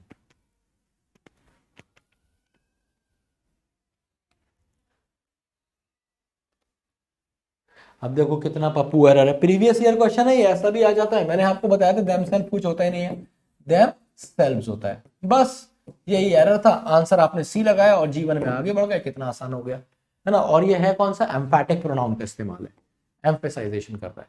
क्वेश्चन नंबर 19, 19 है ना, एक छोड़ दिया गया, नहीं 19। वन शुड रिस्पेक्ट, है ना, हर एक को रिस्पेक्ट करनी चाहिए, respect the religions of other, दूसरों के धर्म की, है ना, as much as one's own, जितने वो अपने खुद के धर्म की करता है। तो इट शुड बी सी, ठीक है। One should respect the religions of other as much as one's own, जितने वो अपने खुद की करता है। तो C is the correct answer. तुम कहोगे वंस क्यों लगा दिया? अरे भाई वन के साथ तो वंस ही आता है, अगर यहाँ पे ही होता तभी तो तुम हिज लगाते। तो मैंने अभी पीछे भी बताया, ही के साथ हिज, वन के साथ वन। चलो, तो answer is C. Next question, question number 20।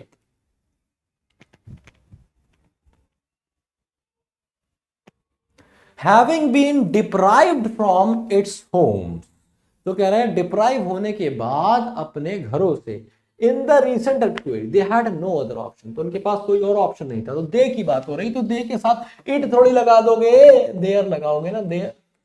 अब सही हो गया। वैसे भी होम से तो ये पूरा प्लूरल रहेगा। तो कह रहा है हैविंग बीन डिप्राइव्ड, डिप्राइव मतलब वंचित हो जाने के बाद अपने घरों से, अभी रिसेंट अर्थक्वेक में उनके पास कोई ऑप्शन नहीं था, तो वो एक कहा स्कूल में जाके रुके। तो पीड़ितों की बात हो रही है, A is the correct answer, it's नहीं होगा, देयर होम्स। Question number 21। तो उम्मीद है ना अब 11 से 20 तक का सफर आसान लगा होगा थोड़ा, क्योंकि 1 से 10 यही तो जिंदगी होती है, और यही हमारी मतलब ऐसी ही जिंदगी चलती है हमारी, शुरू में ही तकलीफ होती है एक बार आप सीख लो, जिसने मेरी शुरू की 40-50 मिनट की क्लास अच्छे से देखी है ना, उसको अब यहाँ पे दिक्कतें नहीं हो रही होंगी। और जो अभी अभी आया है बीच में से निकाल निकाल के देख रहा है, तो भाई निकाल निकाल के देखोगे तो कुछ भी हाथ में आएगा, सीधी बात। तो it's I who never say no. तो तुम सोच रहे हो इट्स आई, अरे सर मैं तो बचपन से इट्स मी पढ़ता आ रहा हूं, सबने मुझे इट्स मी कहा, वो भी मुझे कहती है it's me who loves you, it's me who helps you. सुना होगा तुमने, और बहुत लोग बोलते हैं, मैं तो टोक देता हूँ, मुझसे तो क्लस जाते हैं अगर मैं टोक देता हूँ, ये बदतमीजी है। इट्स मी कैसे हो सकता है भाई, वर्ब लग रही है, वर्ब सब्जेक्ट की तरह है तू। इट्स का मतलब है, जो इट्स होता है इसका मतलब इट इज होता है, तो इट्स लिखो या इट इज लिखो बात एक ही है, ठीक है। तो इट्स मी की जगह आप लिखिए इट्स आई, क्योंकि ये वाली वर्ब किसके लिए आई है, ये वाली वर्ब मी के लिए आई है। मी के लिए कभी वर्ब लगती है, नहीं लगती ना, आई के लिए लगेगी। तो it is I who love you, और वर्ब भी आपको सिंगुलर ही लगाना, प्लूरल लगाना पड़ेगी, क्योंकि आई है, आई के साथ प्लूरल वर्ब आती है, ठीक है। या फिर it's I who help you, helps नहीं बोलेंगे, ये भी वही क्वेश्चन है, इट्स आई बिल्कुल सही है। हु नेवर से नो, जो कभी ना नहीं कहता, किसको, टू हिज डियर फ्रेंड्स, अपने डियर फ्रेंड्स को, टू माय डियर फ्रेंड्स बोलोगे ना, ये बोलोगे ना माय डियर, तो आई के साथ माय आएगा। इट्स आई, वो मैं हूं जो कभी ना नहीं कहता अपने दोस्तों को, ना कि उनके, हिज उसके दोस्तों को, तो माय डियर फ्रेंड्स हो जाएगा हिज की जगह। आंसर इज सी, है ना। उम्मीद है ये कॉन्सेप्ट भी समझ आएगा, इसमें बहुत बच्चे कंफ्यूज होते हैं, इट्स आई होता है, इट्स मी होता है।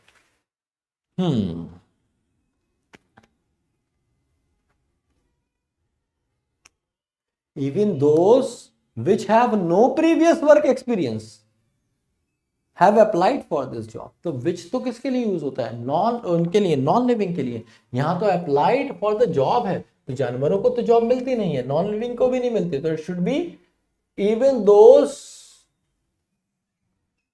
those who have no previous work experience, जिनके पास कोई पिछला वर्क एक्सपीरियंस नहीं है, उन्होंने भी अप्लाई किया इस जॉब पे, तो हु आएगा लिविंग के साथ। आंसर शुड बी, पहले भी हमने देखा दोज हु पीछे आया, जिसमें मैंने मैडम वाला एग्जांपल दिया था, तो it should B A is the correct answer.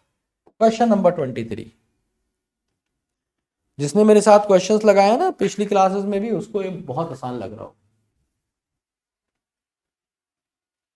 चलिए यहां पे एक नया कॉन्सेप्ट मैं आपको देने वाला हूं।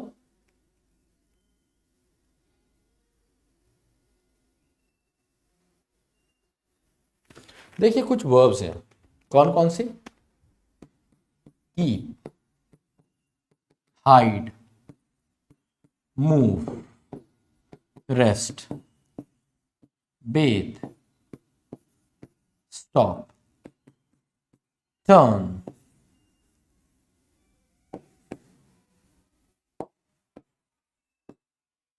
qualify।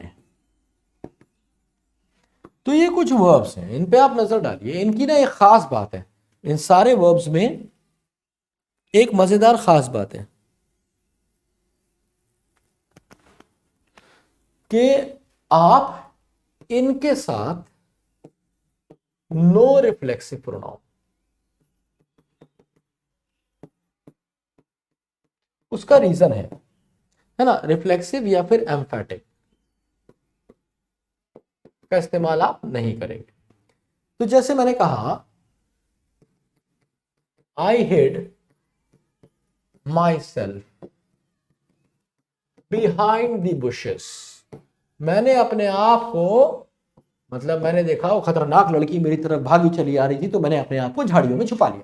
तो क्या मतलब हुआ, I hid myself behind the bushes, I hid myself behind the bushes, मैंने खुद को झाड़ियों में छुपा लिया। ये क्या बात हुई, मैं कोई रिमोट हूं, मैं कोई, मतलब कोई चीज हूं जिसको छुपाया जा सकता है, तो ये बदतमीजी हो जाएगी। तो it should be I hid behind the bushes, बस इतना ही कहेंगे, है ना। आप ये नहीं कह सकते, आप क्या बोलते हैं, टर्न राइट, यही तो बोलते हो, यह बोलते हो टर्न योर सेल्फ राइट, यह नहीं हो सकता, टर्न राइट हम सीधे बोलते हैं। तो ये वो वाले वर्ब है जिनके साथ रिफ्लेक्सिव या एम्फेटिक प्रोनाउन का इस्तेमाल नहीं होगा। इससे पहले वो वर्ब भी लिखवाइए जिनके साथ होगा। तो the wrestler somehow stopped, wrestler कहीं ना कहीं उसने खुद को रोक लिया। खुद को कैसे रोका? बटन दबाया कोई, कैसे रोका, है ना? तो शी समहाउ स्टॉप्ड, बस the wrestler somehow stopped from hitting the abusive old man, है ना? कि बुढ़ा आदमी था, वो गाली दे रहा था रेसलर को, तो रेसलर ने किसी तरीके से गुस्सा शांत किया और खुद को रोका। हम ये हिंदी में बोल देते हैं, तो खुद को रोकना इज अ हिंदी फ्रेज, उसे आप इंग्लिश में ट्रांसलेट नहीं करिएगा, है ना? सिर्फ इतना लिखिए स्टॉप। तो स्टॉप एक ऐसी वर्ब है जिसके साथ रिफ्लेक्सिव प्रोनाउन का इस्तेमाल नहीं होता है। Answer is B. इन्हें नोट कर लीजिए, ये आपको आगे भी काम आएगा। Question number 24, the poor man poisoned him, इसका मतलब होगा जो गरीब आदमी था उसने किसी दूसरे को पॉइजन किया, एंड हिज ओन चिल्ड्रन, और अपने बच्चों को भी, है उसको पॉइजन दिया और अपने बच्चों को भी। मीनिंग सही नहीं आ रहा, तो हम क्या कर देंगे? Poisoned himself. अब क्या हो गया? He killed himself, he hurt himself, हम बोलते नहीं, उसने खुद को मार लिया। ही किल्ड हिमसेल्फ, ये बोलते ना, या फिर ही हर्ट हिमसेल्फ, वो खुद को हर्ट करता है, उसके चक्कर में खुद को हर्ट करता है। So the poor man poisoned, it should be poisoned himself and his own children. Answer is B. Next question. Question number 25.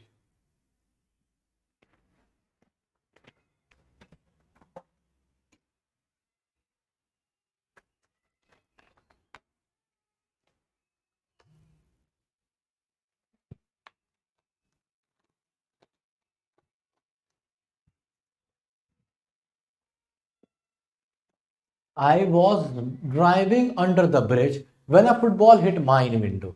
तो क्या कह रहा है? आई वॉज ड्राइविंग, मैं क्या कर रहा था? मैं ब्रिज के नीचे से ड्राइव कर रहा था। I was driving under the bridge, मैं ब्रिज के नीचे से ड्राइव कर रहा था। When a football hit mine window, थोड़ी बोलोगे माई विंडो, मेरी खिड़की, मेरी खिड़की।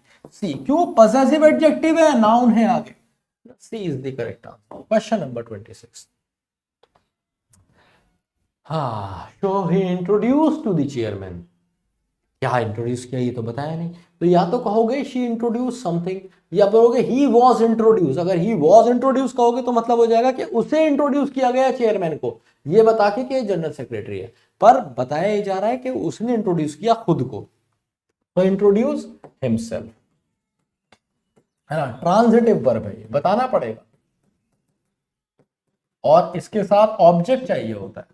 जब ऑब्जेक्ट नहीं है तो रिफ्लेक्सिव प्रोनाउन लगाना पड़ेगा। बस इतनी सी बात तुम्हें बता रहा हूं, तो आंसर हो जाएगा ए। Question number 27।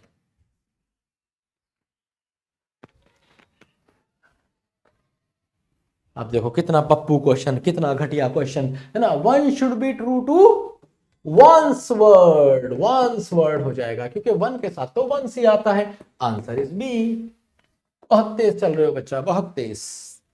अब जल्दी जल्दी क्वेश्चन हो रहे होंगे, कॉन्सेप्ट पूरे हो गए।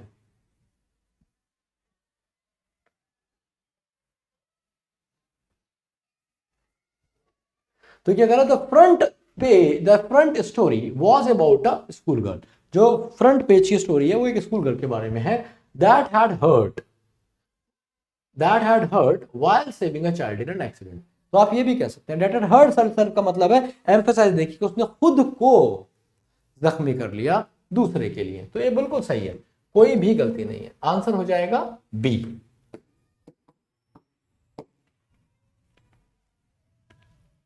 दूसरी बात, ये सॉरी एम्फेटिक के साथ साथ ये रिफ्लेक्सिव भी है। अगर आप कहेंगे हर्ट तो बताना पड़ेगा ना, शी हैड हर्ट किसको? शी हैड हर्ट हिम और समवन, तो आप कहेंगे himself. So it is basically a reflexive pronoun.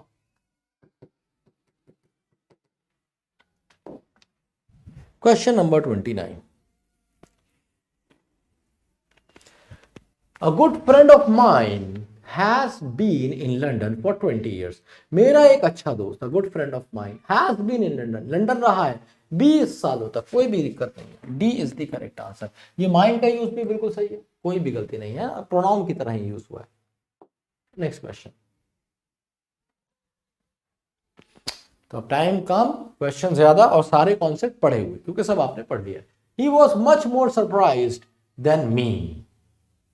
Then I होगा ना। पूछोगे नहीं क्यों भैया? ये रहा कौन? सब्जेक्टिव। तो इससे कंपैरिजन भी किसका होगा? सब्जेक्टिव का। ठीक है, तो ये सेम कंपैरिजन हो रहा है। तो he was much more surprise than I to see the dancing girl coming towards us. इतना सरप्राइज तो वो भी नहीं हुआ, मतलब जितना सरप्राइज तो मैं भी नहीं हुआ जितना वो हो गया जब उसने देखा नाचती हुई लड़की हमारी तरफ आ रही है। समझे मेरी बात? Question number 31। तो 20 से 30 तक का सफर आपने देखा हमने कितनी तेज तय किया। फर्स्ट टू 10 तक का सफर डिफिकल्ट था, है ना। 20 से 30 आसान हुआ, 30 से 40 अब और भी आसान होने वाला है, पर कुछ नए कॉन्सेप्ट भी मिलने वाले हैं। चलिए, so let's go for it। कह रहा है our school team outwitted their opponent. Outwit मतलब हरा दिया देयर ओपोनेंट। तो देयर ओपोनेंट थोड़ी बोलोगे, आर स्कूल टीम सिंगुलर है, तो इट शुड बी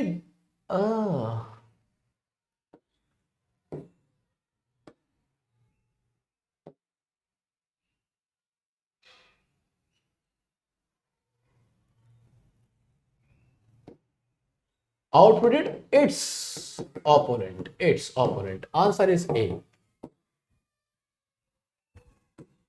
सिंगुलर है पूरी। और देखो आगे कह रहा है ट्रॉफी जीती है, तो मतलब टीम एज अ होल की बात हो रही है। बंदा ट्रॉफी नहीं जीतता, पूरी होल टीम जीतती है। तो इससे पता चल रहा है कि यहां पे आप इट्स का इस्तेमाल करेंगे। देखिए बड़े आसान आसान से क्वेश्चन है, आसान आसान से बना दीजिए। I hate everybody and everything who reminds me. अरे हु थोड़ी होगा यार, दैट होगा ना, दैट। क्यों होगा दैट? क्योंकि आप कह रहे हैं मुझे हर एक आदमी और हर एक चीज से नफरत है। तो चीज क्या है? नॉन लिविंग है। पर तुम कहोगे कि सर यहाँ पे तो, सर यहाँ पे तो लिविंग भी है। फर्क नहीं पड़ता, अगर लिविंग आ जाए और साथ में एक नॉन लिविंग आ जाए तब भी आप रिलेटिव प्रोनाउन दैट का ही इस्तेमाल करेंगे। अगर सिर्फ लिविंग है तो आप हु का इस्तेमाल करेंगे, लेकिन अगर लिविंग के साथ कोई नॉन लिविंग लगा दिया है, सारा नॉन लिविंग है, तो भी आप दैट का ही इस्तेमाल करेंगे। तो आपने दैट लगाया, आंसर आपका सही हुआ, बी मार्क किया, और हम पहुंच गए अगले क्वेश्चन पे, question number 33। The criminal which was chained. वो क्रिमिनल जिसको चेन कर दिया गया था। तो भैया विच किसके लिए लगता है? नॉन लिविंग के लिए लगता है। तो हम क्या लगेंगे? हु क्यों लगाया? द क्रिमिनल के लिए वर्ब है वॉज, इसी के लिए तो आया है। तो ये कौन होगा? सब्जेक्टिव होगा। सब्जेक्टिव होगा तो क्या लगेगा? हु लगेगा। अभी कहां पड़ा? पीछे पड़ा। So the criminal who was chained, वो क्रिमिनल जिसको जंजीरों में बांधा गया था, ग्रम्बल्ड एट द पुलिस ऑफिसर, और राया पुलिस ऑफिसर की तरफ। ठीक है, तो यही मतलब है इसका। A is the correct answer. Grumble का मतलब होता है गुस्साना या फिर गुस्सा जाहिर करना, फ्रॉन करना। Question number 34। She is the singer whose voice. अब हुज का मतलब जानते क्या होता है? Who is. इसका मतलब है who is voice. Who is voice कहना चाहते हो क्या तुम? नहीं कहना चाहते ना, तो इसको खोपचे में लेके काट दो, इसकी जगह कर लो हुज वॉइस। क्या कर लोगे? WHOSE, हुज वाला। क्योंकि बेटा ये हो जाएगा पॉसेसिव, और हमें चाहिए भी क्या? पॉसेसिव, क्योंकि वॉइस की बात हो रही है। किसकी? इसकी। तो ये है वो सिंगर जिसकी वॉइस कंपेयर की गई थी किससे? एक गाती हुई चिड़िया से। आहा, बड़ी सुंदर सिंगर है ये तो। B is the correct answer. Here we go for the next one. अब सब क्वेश्चन आसान हो रहे होंगे। अभी स्कोर पूछूंगा तुम्हारा 40 के बाद। The audience are requested. अब आप एक बात मेरी पहले से जान चुके हैं, और वो बात क्या है कि भैया अगर नाउन आएगा प्लूरल, अगर वर्ब आएगा प्लूरल, अगर ये प्लूरल तो ये भी प्लूरल ही होना चाहिए ना, प्रोनाउन भी प्लूरल होगा। So the audience are requested to be in their seats. अपनी अपनी सीट्स में बैठे रहें। इट्स का मतलब हो जाएगा कि सब एक ही सीट पे बैठ जाए, है ना। तो वो प्रॉब्लम हो जाएगी, एक की गोद में एक कहां तक बैठेंगे, पता नहीं क्या ही करवा दोगे तुम। तो the audience are requested to be in their seats. Answer is C. Next question.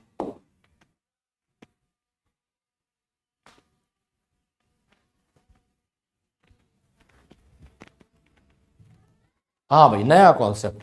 देखो भाई, कभी भी अगर तुम्हें आईएनजी फॉर्म दिख जाए, कभी भी अगर तुम्हें आईएनजी फॉर्म दिख जाए, और आईएनजी फॉर्म से पहले तुम्हें लगाना पड़ जाए कोई प्रोनाउन, ठीक है, तो वो प्रोनाउन हमेशा और हमेशा कौन सा होगा?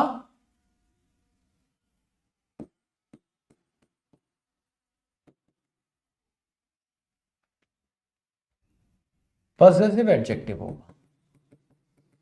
अब तुम कहोगे पॉजिटिव एडजेक्टिव क्यों होगा, ये तो अपने साथ नाउन लेता है। आईएनजी फॉर्म नाउन कैसे हो गई, आईएनजी फॉर्म नाउन ही होती है। याद करो मेरी 8 यूनिवर्सल रूल की क्लास, मैंने तुम्हें बताया था, क्या बताया था, कि वर्ब के साथ जब लगेगी आईएनजी, काम करेगी नाउन जैसा, बताएगी किसी एक्टिविटी के बारे में, कहलाएगी जिरंड। याद आया तो मैंने वही चीज वापस आ गई। इसीलिए मैं कह रहा हूं मेरी सारी क्लासेस लिंक्ड हैं। ठीक है, ये एक प्लान शेड्यूल्ड और एक प्लान्ड कोर्स है। अगर आप इसमें कहीं से भी घुस रहे हैं तो बर्बादी चूम लेगी आपके कदम।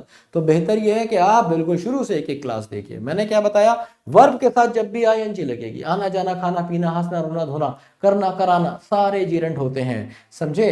तो आईएनजी जब लगेगी किसी भी वर्ब के साथ, sleeping, doing, working, making, going, believing, achieving, ये सारे क्या है, जिरंड है। कब, जब ये नाउन की तरह काम करेंगे और कोई एक्टिविटी बताएंगे, है ना। तो ये बात मैंने बहुत गहराई से 8 यूनिवर्सल रूल में पढ़ाई है, प्लीज देख लेना। वापस आते हैं, तो unless two or more members object to him joining थोड़ी हो जाएगा, हिज ज्वाइनिंग, हिज ज्वाइनिंग, क्योंकि हिम तो ऑब्जेक्टिव है, हमें यहां पे ऑब्जेक्टिव नहीं चाहिए, हमें यहां पे क्या चाहिए, पॉजेसिव एडजेक्टिव चाहिए।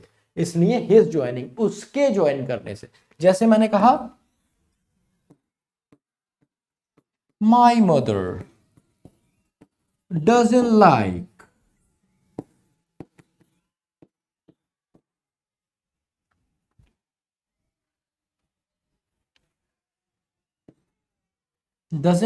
मी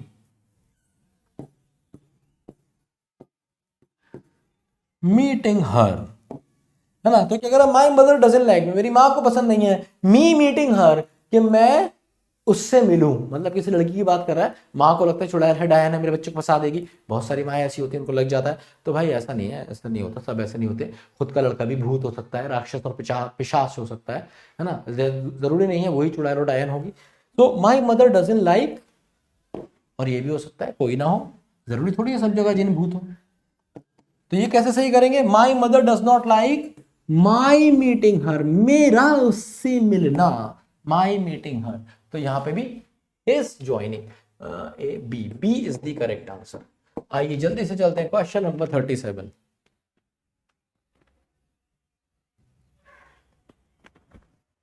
आई वॉज सरप्राइज्ड एंड प्लीज, मतलब मैं हैरान भी था और खुश भी था। When I was informed of my, अब देखो आईएनजी आ गया, जीरंड आ गया, तो जीरंड से पहले कभी भी प्रोनाउन लगाना होगा तो क्या लगेगा मेरे बच्चे, माई लगेगा, पॉजिटिव एडजेक्टिव। ठीक है, so of my winning the contest, answer is B, A B. Yes, next question.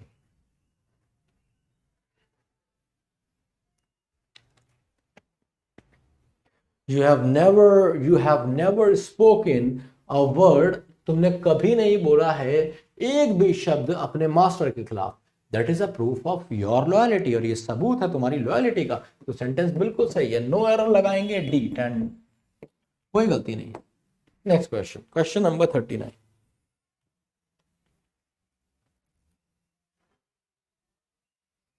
Whom was the book?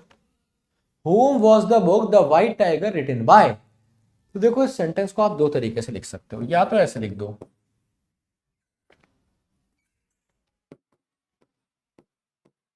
ये प्रीवियस ईयर में आया हुआ क्वेश्चन है, bye whom was the book The White Tiger written by, ठीक है मेरे बच्चे। हाँ सॉरी, या तो आप इसे ऐसे लिख दो, क्या मतलब हुआ, bye whom was the book The White Tiger written by, तो किसने लिखी है ये किताब, ये जो व्हाइट टाइगर किताब है किसके द्वारा लिखी गई है ये पूछ रहा है। तो ये बाय शुरू में आएगा, लास्ट में नहीं आएगा। तो क्या करें, अब यहां से हटा के वहां तो लगा नहीं सकते, तो एरर यहां माने या यहां माने। एक तरीके से बाय लास्ट में सही भी हो जाएगा, बताता हूं कैसे। आप चाहो तो इस सेंटेंस को ऐसे भी लिख सकते हो, who was the book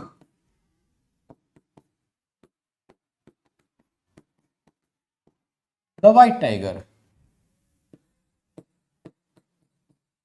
written by, क्या मतलब हुआ? Who was the book the white tiger written by? क्या मतलब वो किसने लिखी है वो किताब the white tiger? Who was the book the white tiger written by? तो यहां पे आपने बाय लगाया किसके बाद? तो अगर आप बाय को लास्ट में लगाना चाहते हैं तो सेंटेंस को हु से बना देंगे, है ना, ये सब्जेक्टिव हो जाएगा, बाद में आ जाएगी प्रेपोजिशन। लेकिन अगर आप इसे ऑब्जेक्टिव से शुरू करना चाहते हैं हुम से, तो बाय शुरू में लगाना पड़ेगा। दोनों सेंटेंसेस एब्सोल्युटली करेक्ट हैं, दोनों का मीनिंग भी सेम है, आप किसी को भी इस्तेमाल कर सकते हैं। और इसलिए यहां पे मैंने क्या एरर मार्क किया? मैंने एरर मार्क कर दिया ए, ऐसे चला क्वेश्चन में मैंने इसे हु से बना दिया, तो ये इस वाले फॉर्मेट में आ गया। बस इतनी सी बात थी। हाँ,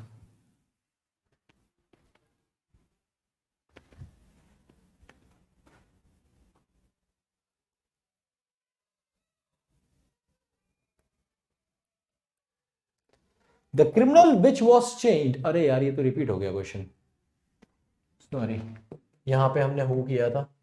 हु वॉज चेंज्ड, ग्रम्बल्ड का मतलब क्या होता है? मतलब एंग्रीड, गुस्सा हो गया, है ना, फ्रस्ट्रेट हो गया। तो इसका आंसर मैंने आपको ए बताया था। चलिए, तो भैया देखो एक इंपॉर्टेंट बात है कि आपको मुझे बताना है कि आपका आउट ऑफ 40 स्कोर कितना आया है। और अगर आपका स्कोर है, देखो शुरू के 10 किए होंगे, 5 सही हो गए, काफी है। उसके बाद के 10 की किए, कम से कम 7 सही होने चाहिए थे, 7 5 12। उसके बाद के जो 20 क्वेश्चन किए, कम से कम 15 सही होने चाहिए, तो 15 दूनी आपका 30 के आसपास स्कोर आना चाहिए। तो जिसका स्कोर है लेस देन 30, है ना, उसको ध्यान देना है प्रोनाउंस पे, थोड़े और क्वेश्चंस लगाने हैं। अभी एक क्लास और बाकी है प्रोनाउंस की, हम उसमें भी करेंगे। तो आपसे एक इंतजा है कि क्लास के बाद कमेंट बॉक्स में स्कोर जरूर बताइएगा, उससे मेरी बड़ी हेल्प हो जाती है। हम आ गए हैं अब ईडियम और फ्रेजेस पे। 5 मिनट के अंदर 10 ईडियम फ्रेजेस हमें करके दिखाना है चीते की फुर्ती के साथ। सेंटेंस बना हुआ है, बस लगाते जाएंगे और भागते जाएंगे। The doctor says that the patient has turned the corner. Patient has turned the corner का क्या मतलब है? टर्न दी कॉर्नर का मतलब है कि ठीक हो गया है, कंप्लीटली रिकवर नहीं कह सकते, लेकिन मतलब थोड़ा ठीक हो गया, उसकी पल्स वापस आ गई है। पास्ट दी क्राइसिस मतलब जो इतनी बुरी हालत थी कि लग रहा था कल ही मर जाएगा, अब बेहतर है। तो C is the correct answer. Sentence बना हुआ है ऐसे यूज करते हैं। टर्न दी कॉर्नर का क्या मतलब होता है? Past the crisis. Next question, कहते हैं ना why are you getting on my nerves, you always gets on my nerves, मतलब दिमाग खा जाना। नर्व्स का मतलब क्या होता है? नसें, कोई तुम्हारी नसों में घुस रहा है तो कैसा लगेगा? बुरा लगेगा ना। तो मेक्स मी सैड नहीं होगा, मेक्स इरिटेट्स मी, है ना, मुझे परेशान कर देता है, इरिटेट कर देता है। तो डोंट गेट इट। कोई कोई होता है ना, किसी की आवाज बड़ी एकदम ऐसी होती, कानों में चुपती है, कैसे मतलब बोलेगा तो ऐसे पिलपिली सी आवाज होती है, तो ये उसकी बात है। His voice gets on my nerve. अरे तुम कहाँ जा रहे थे? कहीं नहीं थी क्या? ऐसे कुछ लोग होते हैं ना, उनको चुप चुप के ज्यादा बन बन के बोलते हैं, हाय हाय कौन आ गया। तो ये वही सेंटेंस है, his voice gets on my nerves. B is the correct answer. Question number 43, he is a queer fish. Queer का मतलब क्या होता है? क्वीर का मतलब होता है ऑकवर्ड, अजीब, स्ट्रेंज। मतलब एक ऐसा आदमी जो बड़ा ही अजीब होगा, तुम्हें पता नहीं कैसा सा लगेगा। So he is a queer fish, I have failed to understand him. C is the correct answer. मतलब इतना अच्छा है, कभी तो बहुत ही अच्छा है, और कभी ऐसा है कि बहुत ही बुरा है। तो क्वीर फिश, स्ट्रेंज पर्सन। कह रहा है the sight of the accident made my flesh creep. तो जो साइट का मतलब है जो विजन था, जो मतलब जो नज़ारा था, या जो कहते हैं जो सीन था, इतना हॉरेंडस था कि मेरे रोंगटे खड़े हो गए। तो रोंगटे खड़े हो जाना मतलब फ्लैश, फ्लैश का मतलब मास, मास रेंग गया मेरा, ये कहते हैं मास रेंग गया, हम कहते हैं रोंगटे खड़े हो गए। तो मास रेंग गया, रंडे खड़े हो गए, मतलब मैं डर गया, frightened me. B is the correct answer. Worried नहीं हुआ, कंफ्यूज नहीं हुआ, है ना, frightened me. Question number 44, 45, the popularity of the yesteryears superstar. Yesteryears मतलब पिछले साल के सुपरस्टार की जो पॉपुलैरिटी है, is on the wane. On the wane का मतलब होता है कि नीचे की तरफ जा रही है, ऐसे इसका ग्राफ उठा। जैसे अभी देखो ये विराट कोहली के साथ भी हो रहा है ना, एकदम से कोहली नंबर 1 बैट्समैन बन गया था, ठीक है, और सब तरफ बढ़िया चल रहा था, कैप्टनसी भी मिल गई, कैप्टनसी नहीं चली, उसके बाद अब बैटिंग में भी वो वाली बात कम हो गई है। पाकिस्तान के खिलाफ रन जरूर मारे, पर उसके बाद उससे पहले हमें पता है, ठीक है, कि क्या किया, तो नीचे भी जाने लगा है। तो the popularity of the yesteryear superstar is on the wane, मतलब growing less. C is the correct answer. आजकल तुमने देखा सूर्य कुमार यादव का बहुत चर्चा है भाई। Question number 46,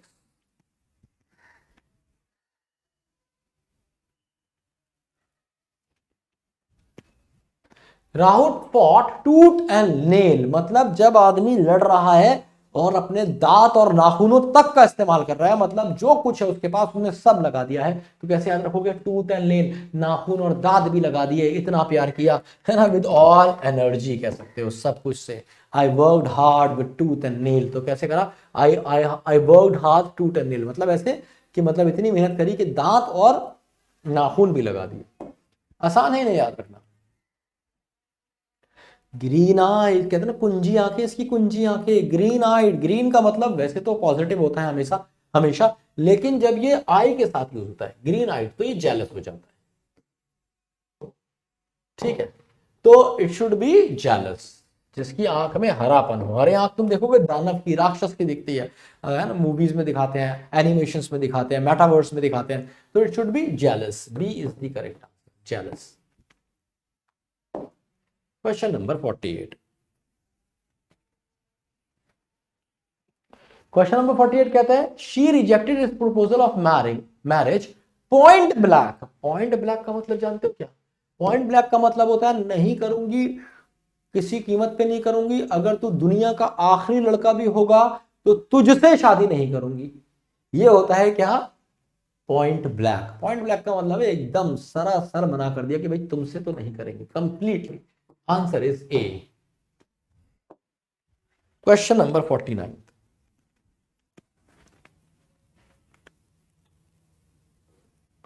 eight a party he is always in high spirits. तो जब वो पार्टी में होते हैं तो हमेशा हाई स्पिरिट्स में होते हैं। मतलब कैसे? वो हमेशा हाई स्पिरिट, हाई स्पिरिट मतलब चीयरफुल, हैप्पी, जोवियल, इलेटेड, ये सारे सिनोनिम्स हैं भाई इसके, चाहो तो लिख लो, cheerful, jovial, elated, accelerated, delighted, ये सारे हैप्पी होते हैं। B is the correct answer. So last question of the day. Sumit had to look high and low before he could find his scooter key. High and low का मतलब है I looked high and low but couldn't find my socks. तो मैंने सब तरफ देखा। High and low का मतलब होता है ऊपर भी देखा, नीचे भी देखा, सब तरफ देखा, मतलब everywhere. C is the correct answer. जैसे मैं कहूं I looked, I tried to find her high and low, however she was nowhere. मैंने उसे हर जगह खोजने की कोशिश करी पर वो मुझे कहीं नहीं मिली, लग रहा है कि वो दुनिया छोड़ के जा चुकी है। ठीक है भाई, तो उम्मीद है क्लास में आपको मजा आया होगा। आप मुझे जरूर बताएंगे कि क्लास कैसी लगी और आउट ऑफ 40 भी अपना स्कोर बताएंगे ना। अब मैं मिलता हूं आपसे अगली क्लास में। पढ़ते रहिए, सीखते रहिए, जिंदगी में उतारते रहिए। Love you all. जय हिंद, जय भारत।